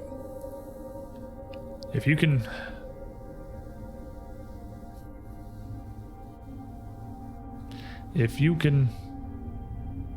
find one straggler, just quick, take him down, hurry back here, but be ready. I've seen them fight, and clearly you have too. I don't know everything they can do, but they are, well, they're very frightening, honestly. I'll admit it, they're terrifying opponents. They're worse than anything I ever fought when I was serving, but it was just men. This is something pretending to be that. The only saving grace right now is I don't have a clue what's going on. Huh. I don't have time to worry about what they can and can't do. Well, trust me, I don't think you know a whole lot less than we do, honestly. This, definitely something. Basement sounds like a good plan. Defensible. Set up as you can, I suppose. Patch yourselves up. I wish I had an actual doctor to come talk to you, but We'll manage. most we have here, I mean, it's an asylum. We've got basic triage and a bunch of psychologists. Don't really have a whole lot on the surgical staff. None of them made it, anyway. All right. Well, To the corpse pile. I said it the first time, and I'll say it again. Don't die. Don't plan on it. Same to you. I got a wall and a crossbow. I'm gonna be fine over here. At least I have been for a couple of days. They haven't tried to come at us in a while. I don't think I gotta worry too much about us. All right. Well, If you could... I know that I'm telling you the obvious here, but like, if you can give us just anything to go on, how you got here, how you ended up in the basement, how they took you, just anything of a story. That's... We knew, we would have told you already. I just, my Boston's already walked away, so it's just Denton back here. That's why she ain't want to trust you. They're great at taking skin in forms, they ain't really great at telling stories and faking emotions. The fact that you guys can't come up with anything isn't giving her any more reason to trust you. It's more honest than trying to come up with falsities. Would you rather be honest or alive? Like, come on. Just make something up, man. Give them something. Our name made up. I'd have to make falsehoods about what happened here and information I don't have or know. if we get it wrong, there's a bigger risk. Because ultimately, someone might know who we are, and then we'd be caught in a lie, and we'd never get in. Yeah, I guess that makes sense. Well, We're trying. third time's the charm, man. You killed two of them. How bad can a third one be? We'll find out. Yeah. Let's just hope it's not beginner's luck. All right. Well, hey, you want his crossbow back? Sure. Sorry, you gotta keep using the damn thing. I'm not the one using it. That one is. Just point at the. What happened to her? She fell asleep. Narcoleptic? Maybe. Possibly. Or either that or the exhaustion caught up to her. It's catching up to me. I don't know. It was getting pretty late. Oh, I guess I should warn you. They're gonna switch watches here in about an hour and a half. So if you come back out this barrier a bit later, you ain't gonna find me here.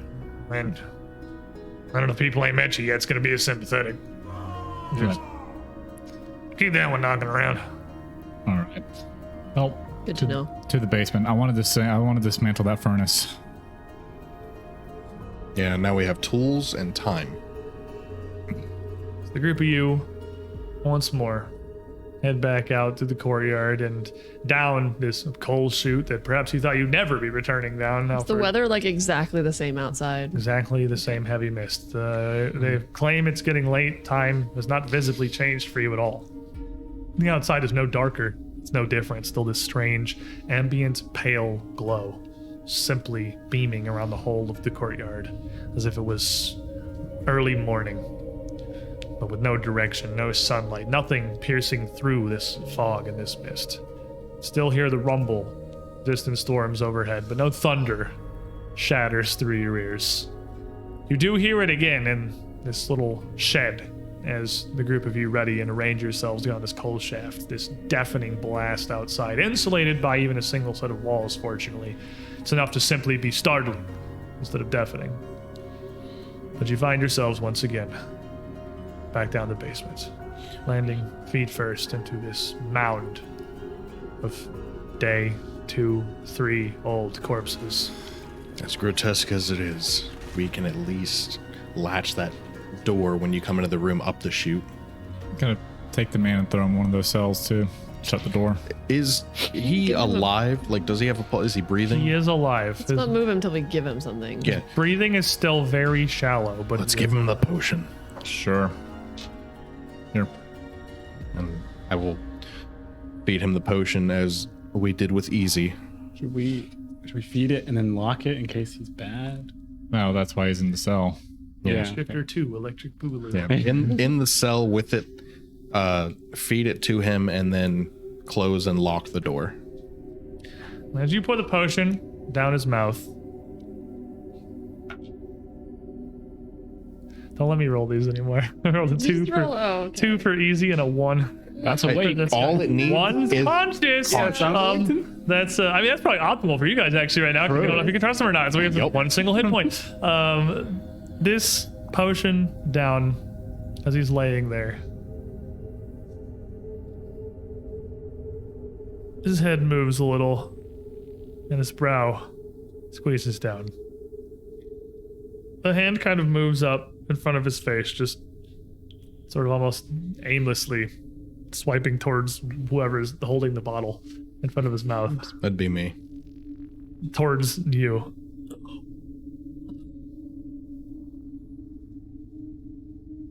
Oh, what in a damn hell? Now you lots locking me in here? Yeah, I'm gonna leave you here. We have to ask you questions.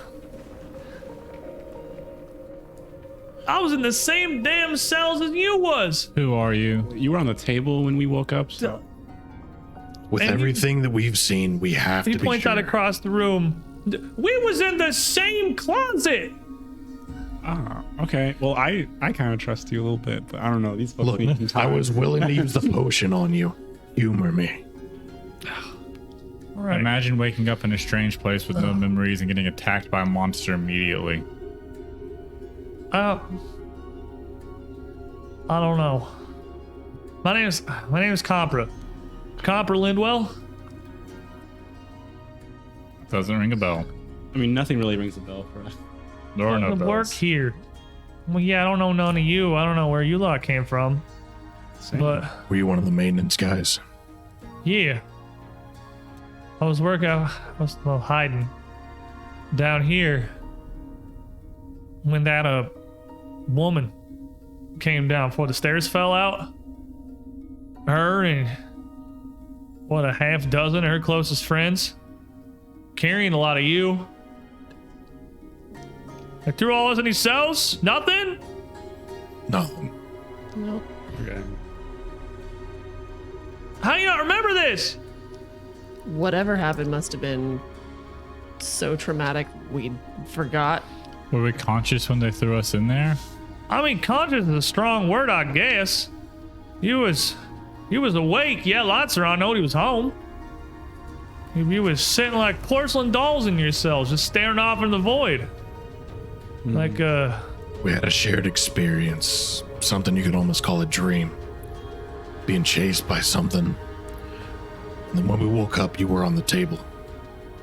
We know nothing before that. y'all was... doctors got a word for it. I don't know what it is. I just run the furnace. Like, ain't a coma, but it's like a waking one. You didn't respond to nothing.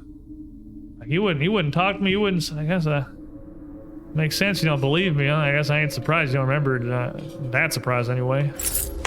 You got a hero point from Nate Smack? Nothing? I don't remember that. Well, that just happened, to be fair. But, I think it's fine. I don't know who a lot of you are. You don't, well, I mean, you might work here. I don't know. You ain't maintenance staff, I'll tell you that much. I ain't seen you around, but... You know about as much as we do. Patients, I guess. Maybe from the other wings across the building. He was in a smock like us, right? He had a smock that they had put over like a very light brown vest with a whole bunch of various pockets and like a thick leather belt with a bunch of loops and small satchels on it. But this doesn't look like there's anything in most of them, and they'd put a smock over that. Okay. But he still got it on. Well, yeah, he still got it on. I think It's been fine. like sliced. One of the shoulders has been sliced off, and so has much of the jacket that's been cut through. That's been pulled a couple of buttons open, and it was like pulled down his sleeve, and it's now damaged to the point where he can't like get it to stay back up. So it's just kind of hanging down one shoulder, leaving bare where a lot of these big cuts were.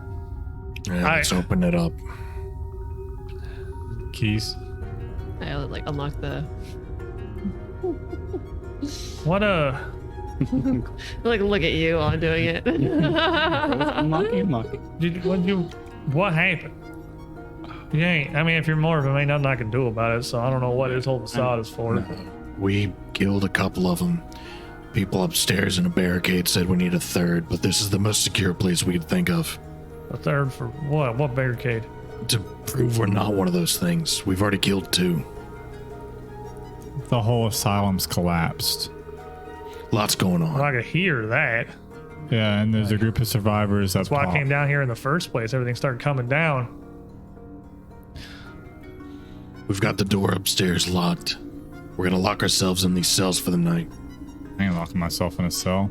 Once the ceiling came down and separated us in the rehab wing, I And all them damn monsters started coming in. This was the only place I could think of to run down to. And I barred the hell out of that door. And the stairs came down, half a day later, so that didn't matter too much, didn't seem. They kept throwing bodies down for that woman, and she just kept cutting on them. Eventually got bored, and I was the only one who was awake, I guess. Were the bodies alive when they threw them down? Didn't sound like it. It's you really don't remember nothing. Nope. They probably did some weird experiments on us. I don't know. They've been cutting pieces of flesh off people and doing. I don't know what I would not call what that woman was doing an experiment. She was just cutting for the sake of cutting. She wasn't doing nothing. She was just slicing through them. Cutting through, they're doing some of this. Poking through the sides of their jaws. Cutting their eyes out.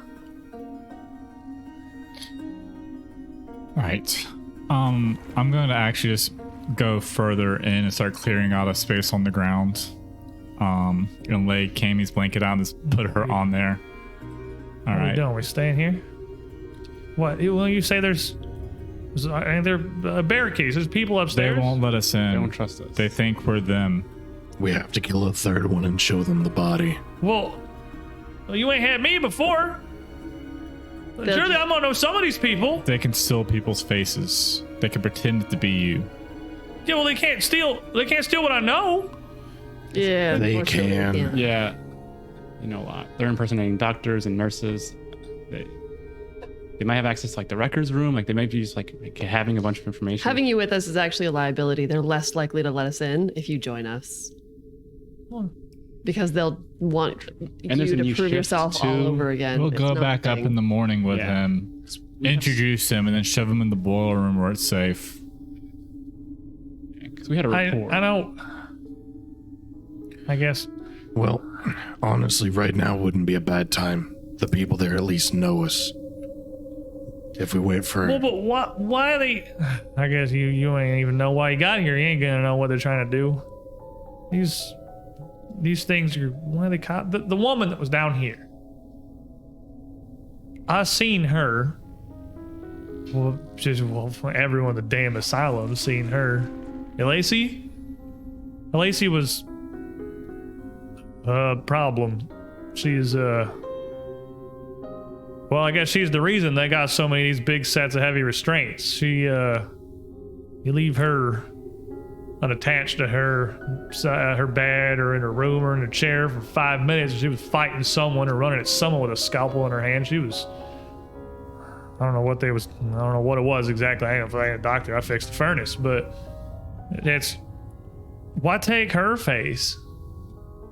Who would want to be Lacey? It could have been Lacey for all we know.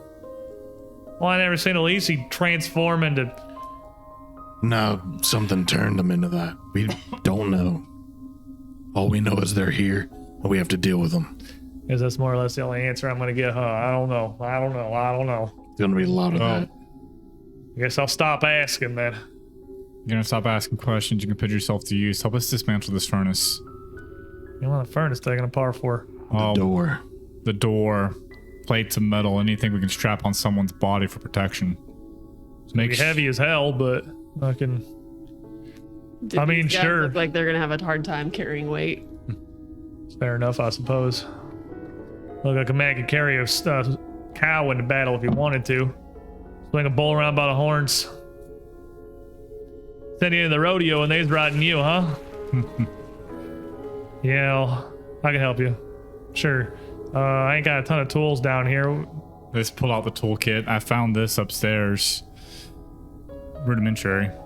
And he goes over around to the cabinet in the next little nook over and opens it up, and inside there is a full suite of Lehman's tools in this locker that nobody ever opened. Yep. Like just a whole assortment of big heavy wrenches and pliers and levers and all kinds of like big metal iron implements. You know what looks like Yeah. a table on the map? This thing up in the top That left. thing. It's got 2 doors on the front of it. I Guess that's fair. But he goes around to that and opens it up, and there's a bunch of stuff in there. There's a couple of little cans of different oils and greases and things. Yeah, there. now I can see the doors. With And, it zoomed in 10 times. Let's see. Well, so you're some kind of monster hunters or something? You're gonna go out there and find more of these things? At this point, might as well be. I just want to survive till tomorrow, and Look, hopefully the next day. 5'0" woman picked me up by the collar of my shirt and threw me on that table like I was a babe. Well, I don't know how even someone looking like you was handling fighting them, but turns out they're a 6' something monster disguised as a 5' nothing. I guess. We got a couple of things in this little cabinet here that I guess could be of use. I mean, aside from the obvious application of bonking quite heftily that a couple of these various wrenches have, we got a couple of things in here. This is a big piece of equipment, this furnace. The boiler's upstairs. I don't know if you've been up there. They ain't no different. And sometimes they get quite mightily stuck. We got some of this here. And he pulls out what looks like a little tincture. Maybe only like an inch tall, almost perfectly cylindrical, stoppered with a rubber top that looked like it just right out of the top of it. This oil here, I mean, it's more or less meant for these tools. It's an aid. It's some kind of, I don't know, alchemy or magic or something. I don't know the specifics of what it is, but we always made the joke we gotta keep this locked down here in this cabinet. Well, ironically, because if a Lacey got a hold of it, ain't nobody in Briarstone could have stopped her. Put this on a scalpel and take all the orderlies on at once. It's just kind of, makes the tool better at what it does. Any kind of tool, I suppose. Tool improver. So if I put it on my tray, I can hit things with it and it won't break. I don't know if it's gonna work on whacking somebody with a tray, but I see you got a little bit of a wood cutting hatchet there and you ain't got nothing. Can't hurt to try, right? I got that, and I got some of this. I ain't got a great container for it. He pulls out what looks like a kind of angular tin can with a narrow spout on one side. This is full of a pretty stout little acid here, used for trying to dissolve rust off of things and get joints moving again. Look, I don't think his furnace is the least of our worries here, and if pitching in the face of one of these shifters is going to help you out, then so be it. This can's pretty flimsy, and their faces seem pretty damn sturdy, whatever they shift into.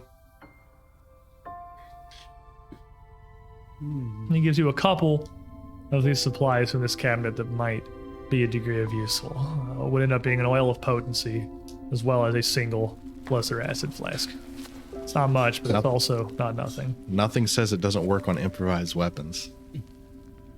But oil of potency, oh yeah, no, it doesn't. No, I would absolutely let you oil of potency your tray and hit people with it harder. No, 1000%. Anything you are wielding as a weapon, I will absolutely let you put that oil of potency on. What could you potency about a cafeteria tray other than just general sturdiness and whack? You get the ones that edges aren't like folded back down, so they're sharp edges. Just shink! Yeah, it adds on to like its shield abilities as well. Yeah. Oil potency? Go on armor, right? Yeah. If I hold Either it way. like this, it's a +1 striking weapon. If I hold it like this, it's +1 resilient armor. It doesn't work like that. According to the paper, it says so in the book. Aside from that, though, I think these tools seen their best day. If any of you think you're picking a litter here for swinging them around, please do your worst to these damn demons. I'm gonna walk over to the actual furnace and like just pick up a fire poker that's just like leaning up against the wall, because it seems kind of wieldy. Fire poker sounds good. Fire poker. I'm checking through my big Short spear. pile of referential things. Short spear is exactly what I was looking for. Do you already have short spear? No. Oh no, short spear is not in here. That's weird. Okay, I'll find it later. Because it's just called spear in second edition. It's spear and long spear are the two. And then let me go into the M's real quick. You would be able to find with that fireplace poker, also very easily any improvised versions of those hefty slapping weapons right there. If you're in the neighborhood for a great club or a mall, you've got some improvised alternatives. But I have the tray. You do have the tray. It's a great tray. Someday you're gonna roll a 1. I know it's very Eventually. rare. At It's this point, very you stop rare. using the tray to protect it. The only It way does the have a tray's- really nice face imprint on it. It's You art can now. put that up above the mantle when you get home to remember the horrible, horrible adventure you probably don't want to remember. Where's home? I don't know. I assume we'll hopefully figure that out someday. I'm gonna steal a couple of hammers specifically for the purpose of chucking. Oh, I already have light hammer. Yeah. Oh, yeah. I thought I'd get that one to you. Fair enough. Pull out a couple of those, couple throwable little mallets there. They got Some handsome nails, some just loose nails to easy over here. Just Pocket them with my dirt in one pocket, nails in the other. a man's prepared for any situation. I'll probably hold on to an old rusty sledgehammer that I found, treating it as a maul, but I'm gonna be sticking to the tray for now. Okay. And does anybody want the great culprit? None of you have got literally any problems with like encumbrance right now. So if you're not gonna be taking 10 weapons, I don't think you have to. I'm not gonna worry about that in the slightest. Alongside that, you would be able, with his assistance, to dismantle several large different plates and pieces off of the furnace. What would serve you serviceably, or possibly as serviceably, if not better, as just kind of draping a large metal plate or the front grill of one of the coal chambers of this furnace on the front of you, are sections of piping, where you could get several of these angular pipes to actually go across your shoulders and run down and almost shopping cart yourself with some defenses here. You would definitely have the ability to make heavier improvised breastplates if you so chose with these. Pretty much, yeah. So I'm not going shink, shink, shink, shink. Now, with the improvised armor, I am not worried so much about the fragility of it, because it's harder to beat through. Its entire purpose is getting whacked. So it's not like if somebody natural 20s you, they're going to blow through your improvised armor. Your improvised weapons are the things that are going to fall apart pretty easily if rolls don't go in your favor. If the armor's that flimsy, probably not super worth wearing anyway. Real quick, Compra, we on an island, right? I think I got that. Yeah, you're Briarstone. You Yo. don't even know where you are. The building. You don't even know the Thrushmore, Ustalav, Galarian. New words? Galarian, you could probably know Galarian. The planet is called. You probably know that one. That's like he said Earth. You're like, oh, I know Earth. Like if I'm not on Earth, I'm worried. Like, I got dirt. Yeah, this. So do y'all fish here? Yeah, Thrushmore is a good bit of a fishing village, and that's how it started anyway. I mean, I don't know. I work as a mechanic on the island. I'm just looking for some fishing line. Do you have any fishing lines around here? I'm sure some of the guys got some in their lockers. A lot of the boys after their shifts would head out either to the piers with boats and go fishing. Some of them brought their gear with them sometimes just so they could head straight there after work. But we'd have to get to the employee rooms. We'd have to get in the back, and that's going to be down out of this ward past the atrium by the employee lounge. Where's this barricade? It's like right upstairs. Yeah, just up and around the boiler corner. room. Oh, fantastic. All right, so we ain't getting nowhere then. I know the path to the rehab wings collapsed. I seen that. That happened while I was up there. So we're stuck that way. We're stuck the other. Those are the two ways out of here. Could This is I? inpatient. Well, north side's inpatient. This is maintenance and religious services down here. But Could I use a grill door as a shield? absolutely, yeah. I'll use it as a steel shield for sure. We console my files here. But we're files, but not the file. My cardinal files, which are different. Ah, Steel is ST. Shield. Merry Christmas. Bottom one. There you I go. take it from him. I've only got one of each of these cards. That does not mean that you're limited to one of each of these. The things that you were getting access to down here, you can absolutely like both pick up metal breastplates or metal shields. You could both have mauls. I just only have one copy of the equipment cards. So having metal between me and the claws would be very nice. yeah, for reference reasons, you got to share those amongst yourselves. So I'm gonna like put the breastplate on to see how like because I put light armor on, like I'm acclimated, like I feel like I can wear it. Like I don't know how uncomfortable this is, because if it's uncomfortable I'm not gonna wear it. It's pretty heavy, and honestly, wearing it kind of fits you like a second skin. You're a big lad. It feels pretty natural to you, and you can look at your ability too, which I think is maybe at this point you're starting to put together a little bit of where you're at here. Yeah, What does it say? What does it say? I'm a ruffian. Wow. Wow. You are a ruffian rogue. And you get the critical specialization bonus for what? Level 1? You get crit spec at You level have crit 1? spec at level 1. Holy crap. But only on sneak attack. Only on sneak attacks, but you can also sneak attack with any simple weapon instead of just the small little short list that rogues have access to. In addition, you are proficient in medium armor. Cool. I'm a beat 'em up rogue. You are So an 18 If strength that would rogue, be- yes. You are a large lad. I think you have most of your cards now. I think you are, I think, the first one. I mean, you're a fighter, so I guess you have power attack and you're most of the way there. But I think you are the first one now to get full access to like the basic flow chart of how your character works. I love how attack of opportunity is just a Look, I had to write so many cards, okay? I know that Derp knows what attack of opportunity is. I want y'all to know. He wrote down. He even drew the action symbols on these cards. Yeah. why didn't I get a reaction symbol, huh? Because I know Where's you my know little what curved AOO line? is. Huh? That's literally the only card, because I did yours last. That's the only card that doesn't have like a full It's handwritten like, I am done. thing of I'm text. so I'm like, done. this is more handwriting than I have done in years. And we appreciate you for it. AOO. You'll know what We it means. appreciate you for it. I like this card.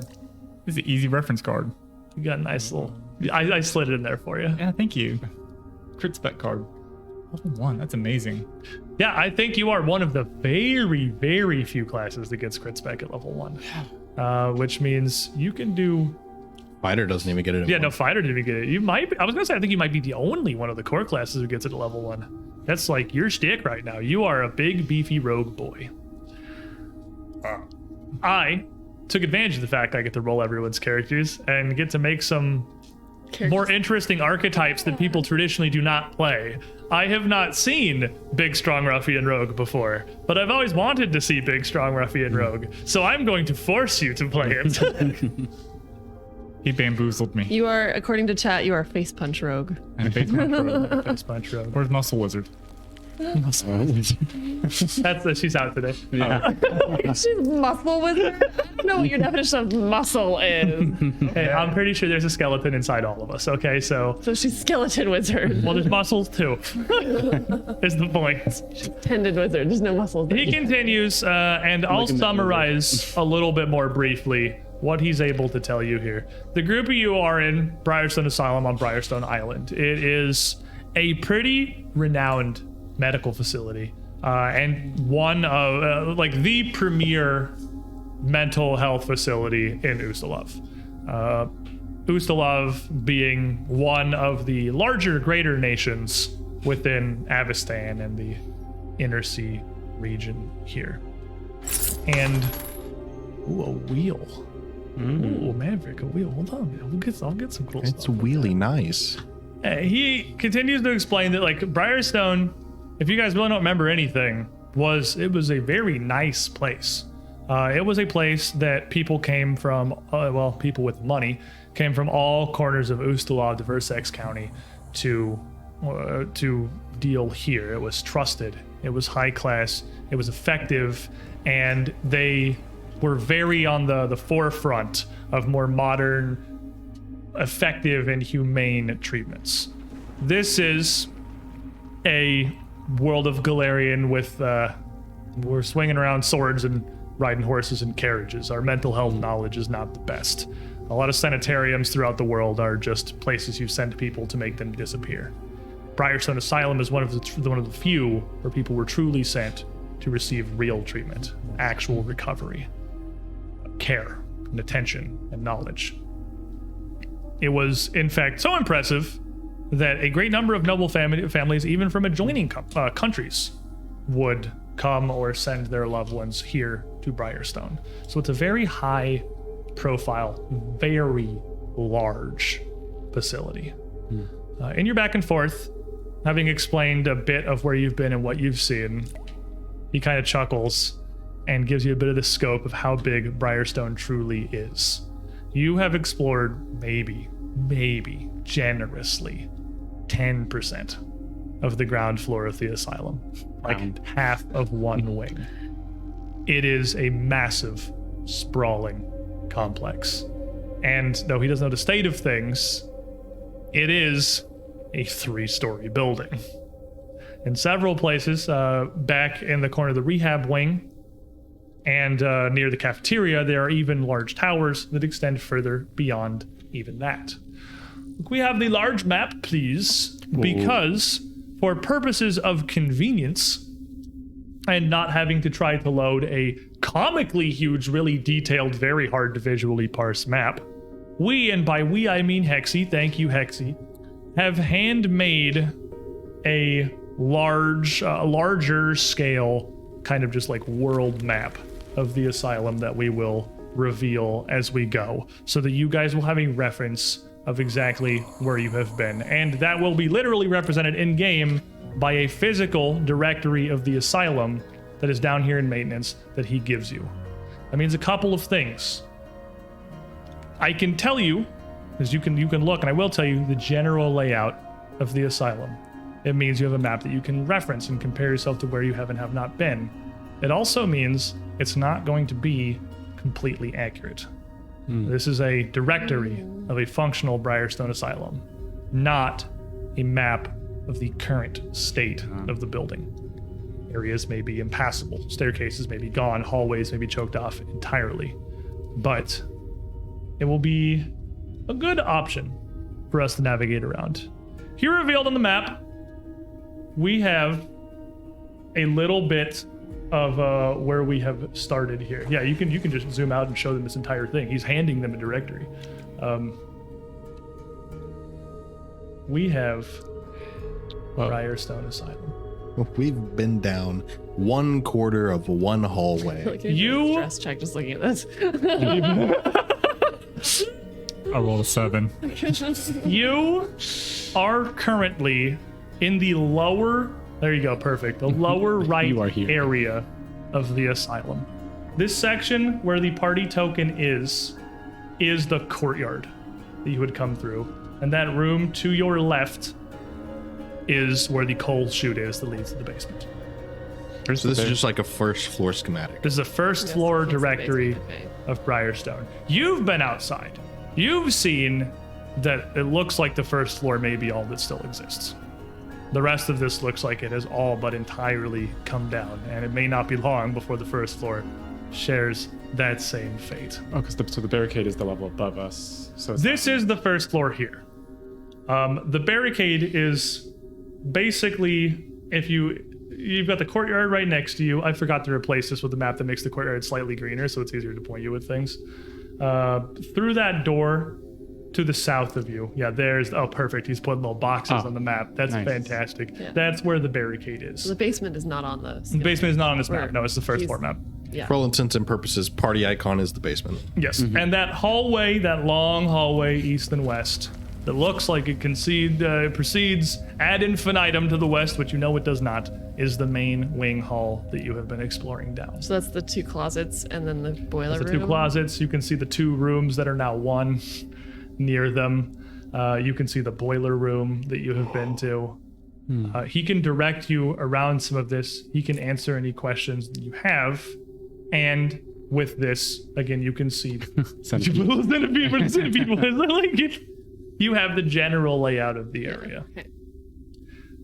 It is a big facility featuring 3 different courtyards within its walls, of which the one you have seen is by far the smallest. Massive wings, a huge chapel that you can see in the bottom right, just on the other side of the barricade, being the doorway people keep disappearing in and out of as they go. Looking at this directory here, you can see it's a pretty large chapel. There might be a lot of survivors that are in there. You can see the front door of the asylum just to the north of that. In that area now in the top right of what you can currently see with the 2 staircases leading upstairs there. That is the front gates of the sanitarium entirely. Beyond that is the admittance, employee lounge, their area. Further around, as we would keep going to the northwestern section of the asylum, would be the cafeteria and the inpatient areas and wings, which would continue to wrap around to where this hallway should have gone, to the rehab facilities. The center of the area is mostly administrative, management, and offices, though there is a rather large, this humongous room, kind of north of center on the map here, is a grand library. How much of this is still intact? How much of this is accessible in the way that it looks like it is on We the can map? fill in what we know about the damage. That's what Arcadis is doing, Yeah. which is nice. Is putting little bits of rubble and little things where you've been. That pile of bricks right there, which is a great idea. I was just going to leave it as a blank map, but yeah, I guess it makes sense. You could literally just mark it up, or I would have done this earlier, but it didn't occur to me. I thought it was just like, here's a map, and I thought that was cool. But That was cool. this, And now it's evolving. yeah, I actually super like this idea.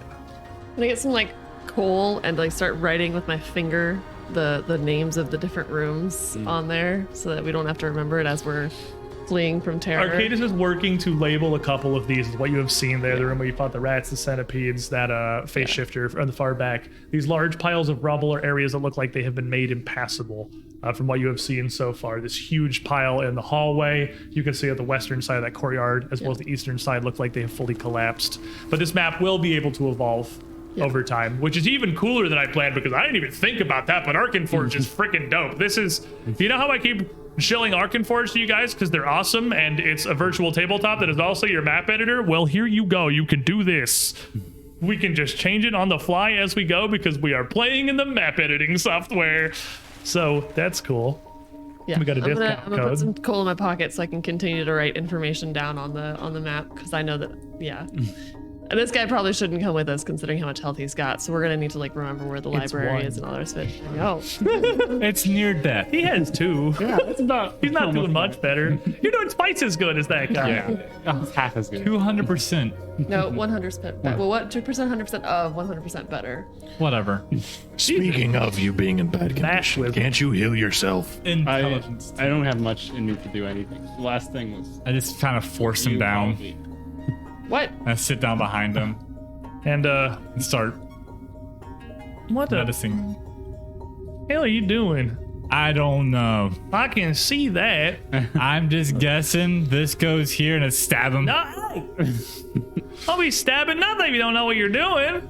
Do you know what you're doing? I mean, I ain't got a formal trainer or nothing, but like I've seen it happen enough times upstairs. And look, give me that. And he's gonna come over and with Scoop our up some magic mud. with our wheel. You have functional healers tools that have been given to you by Boston that you can use. Magic Mud will also supplement for that. put Does it it back have in a my bonus? It's a plus Look one. at that. I thought that. Look if it does real quick. But Maverick with If I a heighten wheel. it, it does. But no. This mechanic down here, basic triage and medicine. The dude's worked in an asylum for almost all of his life. He's seen a bunch of basic triage. He's helped with it. So you got those all hands on deck moment where just whoever is there has got to help. He's surprisingly good at this.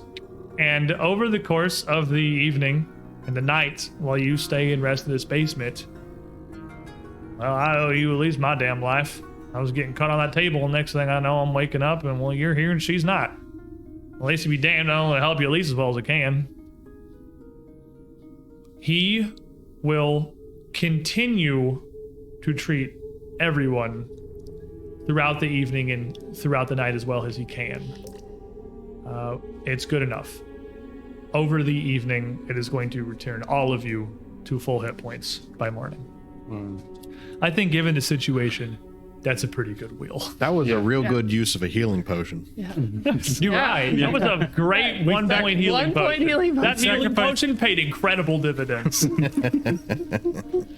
Dr. Yan Etor. No, it's Dr. Maintenance. Get Dr. Mayton. Okay, perfect. It is already late, and as soon as you get the blankets laid out and everything ready, no sooner do any of you lay down before you find it almost impossible to keep your eyes open. I would want to be locked in my cell. Yes, that was the thing we were going to set up, was putting you all in the cells. He would have the keys on him in the cells with you. We'll be able to use, because you can't really all fit comfortably in one cell, using keys to occasionally go from cell to cell to make sure that everyone stay through the night is being treated as well as he can, keeping you in good health. But he is always locked in one of them with you. Yeah. You are out. The level of exhaustion, and for almost all of you, physical trauma that you may well never have experienced, even if you had your memories. That evening's rest is needed. It is welcomed, but it is not, unfortunately, particularly restful.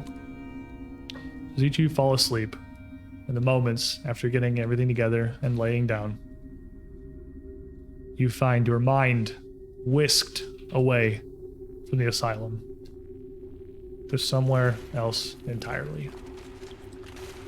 To a small fishing hamlet.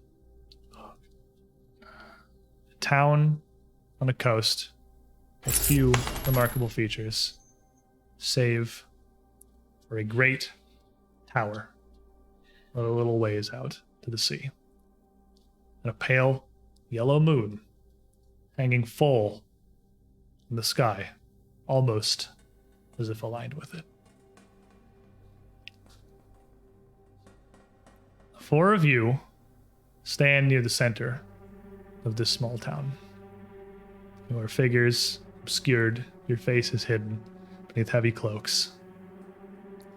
As a light rain comes down from the cloudy sky overhead. A bank of fog starting already to roll up this night, and the waters lapping at the shores down below. You all have come to this building before you, seeking some kind of guidance. The house of an oracle, a fortune teller. None of you are really confident why. And none of you can resist the compulsion to tread this same path again.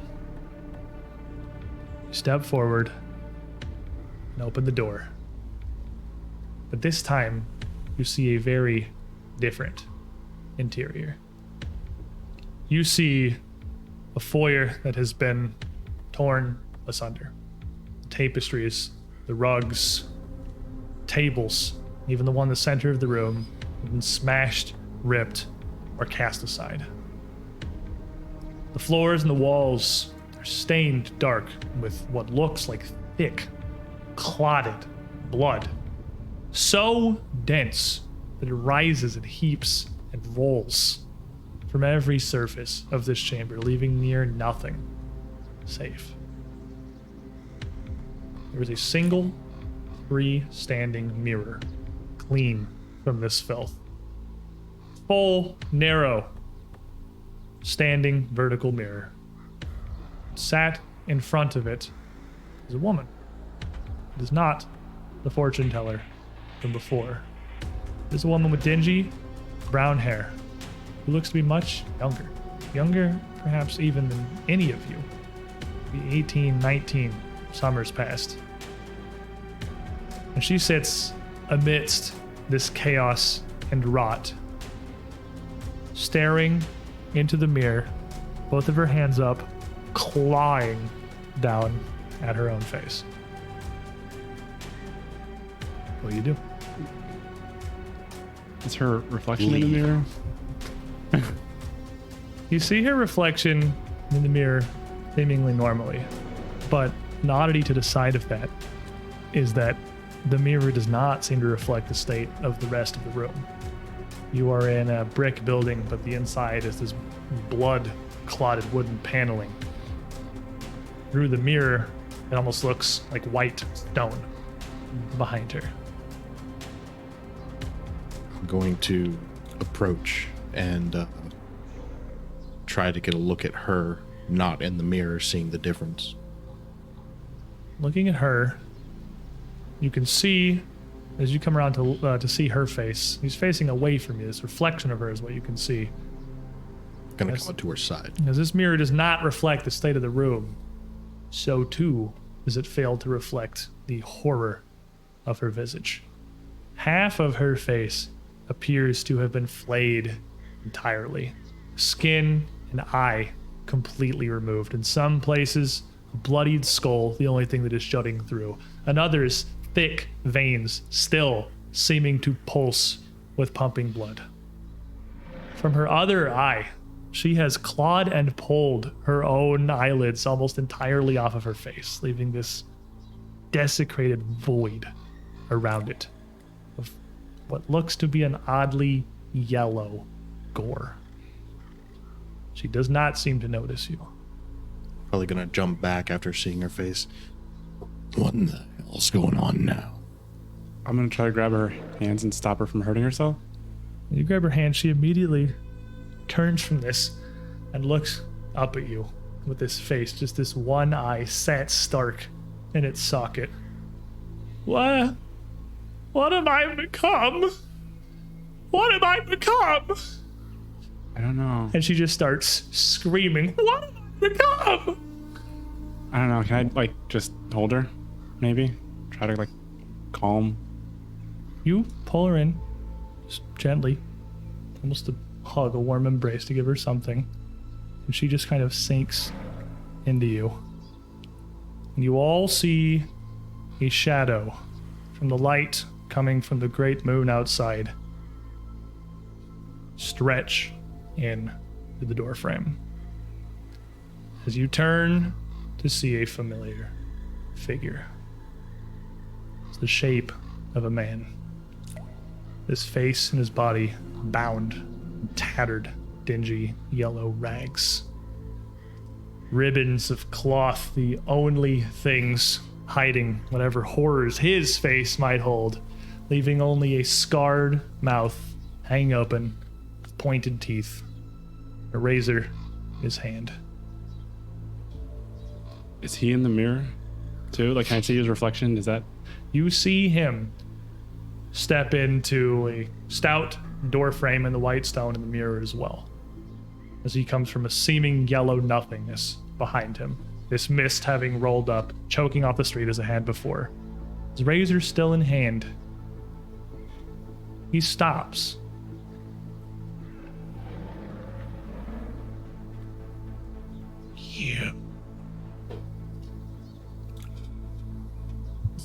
You could go. Killed you. Yeah, I remember. It I'm wasn't gonna pleasant. throw my hood back so that everyone else can see me because we still have these ridiculous cloaks on. I'm gonna slap Easy and be like, "Wake up!" I'm gonna. I'm Non-lethally. Nearby, it's sturdy, I can grab. Sure. Just some smashed furniture, some pots and pans. She had a Perfect. kitchen. I'll grab a broken chair, just like the back and the seat of it. I juxtapose myself between him and them. Ow. Tenacity. Won't be so easy this time. He flicks this jagged blade off from his razor and steps forward into the room. made a challenge. You die here. You're welcome to try. I reach down and I grab some like splinters and I just like, I'm gonna shove them in Easy's hand. And like sort of free you from like the towards moment I'm gonna Trey. start take him. Raising this razor. I'll take a swing at him. You swing with the chair, smashing it across him as he flicks the blade out across you. You see this spray again as Trey crumples backward. You cast whatever spells you can. You ready yourselves, but just like before, this unstoppable figure, whatever it is, man by man, figure by figure, cuts each and every one of you down. As he does, the last of you falls. You again awaken. Back on the cold floor of the basement of Briarstone Asylum. Back in the same cells as the last time. And everybody gains 1 stress. I'm sure glad Camy's not awake for this. Did I Believe feel any of what happened, or is it just like a dream and you're dead? you jolt awake from this. To each of you, seemingly as you are stricken down, your eyes shoot open. Your exhaustion not even abated the slightest. As if this sleep had not restored a moment of energy to you, not the slightest hint of respite. As exhausted as you had been, your worst moment before you laid down, that is how you awaken. And those of you that are in the cell, alongside our fine friend here, whose name I can definitely remember, don't have to keep looking back up. Really And hope probably I right. don't accidentally just kill him. Yes, He survived Are we worse. about to kill him? Compra. You start with such fervor. You spook him. Well, there you go. Sorry, I was just checking the bandages. And he's over MD and Keys here. That was unpleasant as it was the first time. Y'all sleep like hell. Look, Nightmares. Have you slept since you got? Well, I mean, you were unconscious. Do you have insane dreams? I feel like it's not a dream. I ain't, if I'm honest with you, I ain't slept but a wink while you lot have been out. I've just been biding my time and changing your bandages, tending you as I can. But when I was out from on that table there, it was, I don't know, something horrible, I can tell you that. The moon, the tower. That tattered man. Yeah. Yeah. Try not to fall asleep if you can avoid it.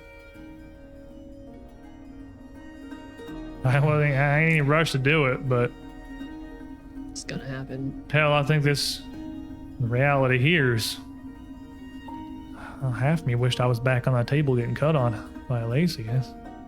You see it too, then. You get in the same dream. It feels like it's real. It don't feel like a dream. I mean, I'm waking up feeling worse than I started. Well, I don't know. I wasn't feel so great in the first place, I suppose. He's got a bunch of bandages around his shoulder and side of his face and everything now. He's done himself as well while you were sleeping. I'm narrating in his voice. We got this stutter just coming out. I don't know. It looked, I mean, the mountains and the coast, I mean, it looked like Thrushmore, but ain't no Thrushmore I seen. That man, I was running, but I wasn't getting nowhere. There was that yellow fog was everywhere. I couldn't see nothing. And then he hit me cornered in this alley. This little crooked razor in his hand. I feel like it's not a dream. Then I woke up. Then you gave me that potion, Probably was bearing down on me and woke me up. By God, I could have kissed you. Whatever the hell you is. A goblin or the tallest goblin I done seen. Hobgoblin. I never heard of them, but Just big goblin. Maybe uglier. Maybe we sleep in shifts, and then like when we're like feeling like when we're like having those bad dream fits, we just like wake the person up. Kind of How like long have we been out? A few minutes? about 9 hours. You slept all through the. Well, I guess it would be a night. I don't really. Kind of hard to There's catch no track point of in time. trying. If we slept for 9 hours, then the nightmares last all night long. We'd Yeah, have but to maybe we sleep in shifts and it wouldn't be feasible. But how's that for a woe, TNT DMD? Well then, Y'all. Yeah, you ain't look like you slept a minute. oh, Hell, you look like you've been up for 3 days. it's the worst I felt in recent memory. That's a joke because we don't remember anything. your bandages are doing pretty good though. I feel. Well, I hope at least your wounds are feeling a bit better. I Very much so. used up a bit of what you had, but honestly, weren't bleeding near as bad as it looked. They look pretty terrible, but they weren't too deep. No, Nothing more than superficial, really. A lot of blood gone, and I ain't got much I can help with that. That's beyond my purview, but I can stop any more coming out of you. oh, here's another issue. Food and water. I would be lying if I say I wasn't feeling a bit parched, but I don't know if the kitchens are past the barricade. So's the employee lounge. We're one face stealer away from getting food and water, I think. Probably in that chapel and stuff. Well, I mean, if you can't get past it, can you get to the courtyard? If that's from the barricade, I mean, The whole courtyard's collapsed. yeah, but I mean, it ain't got a roof, does it? I don't know. We could try. Rain's a stretch, but I mean, it ain't rare in Thrushmore. The rain, there's something wrong with it. Doesn't smell like rain outside. Oh, Well, does it smell, According to our smell map- better than dying of thirst? Well, I don't know. You're welcome to come outside and take a look. You're not worried about it. I don't know if I want to, honestly. Besides, the way Chad's swinging, the Bane on Derp and a Bane on Colby, wow. Thank you. don't seem like it's a fortunate time to be doing much of anything. Your puny banes cannot stop my Bane from tortures. Draconis 55 to help Derp gain some stress. And TNT DMD with Bully Colby time. Yay! I'm a hitting 10 favorite time. way before Derp You're at does. 8 now or something. I'm at 8. Eight. I'm at 8. I'm gonna take another 80% there. nap I have real a quick. B in stress. While you are exhausted, your bodies are heavy with fatigue. Maybe it's, well, just the continual drip of what adrenaline at the rate your body can produce it. Maybe it's just the horror of the situation. Maybe it's just an impressive capability. What people can really do pushed to the edge. You do rest the night. You do get your spells back, as does Cammy, who, at the moment, is still unconscious and was notably absent from your dream. Rest, you have no daily resources, but as you start to come to, the slow motor that is your body at this point, desperately pushing to life, you do feel at least a little more clear-headed. But only a little. Hunger and thirst are going to be heavy concerns.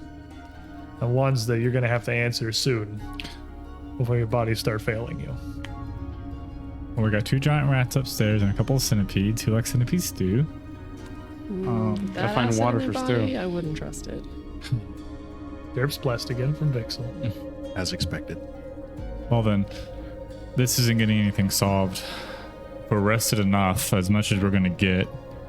We might as well get moving. Time for body number 3. We Don't gotta- look like he can barely move. You gonna hunt down one of them things in this state? It's not like we have a choice. It's either that or lay down and die slowly. Preferably, I would like to die fighting. I guess that's fair. It's kind of a crab sandwich, ain't it? Well, If you like, we could take you up there to the barricade, but they won't let you in. You'd be better off down here locking yourself in till we get back. I ain't a fighter. I mean, I feel like I'm passing the buck here, sitting in the relative safety doing nothing down here, especially if you dealt with the Lacey, but I feel like I'd be as in the way as much as I'm helping trying to swing a big old wrench around. But I'll do it. Y'all saved my life. Least I can do is try to repay that to you.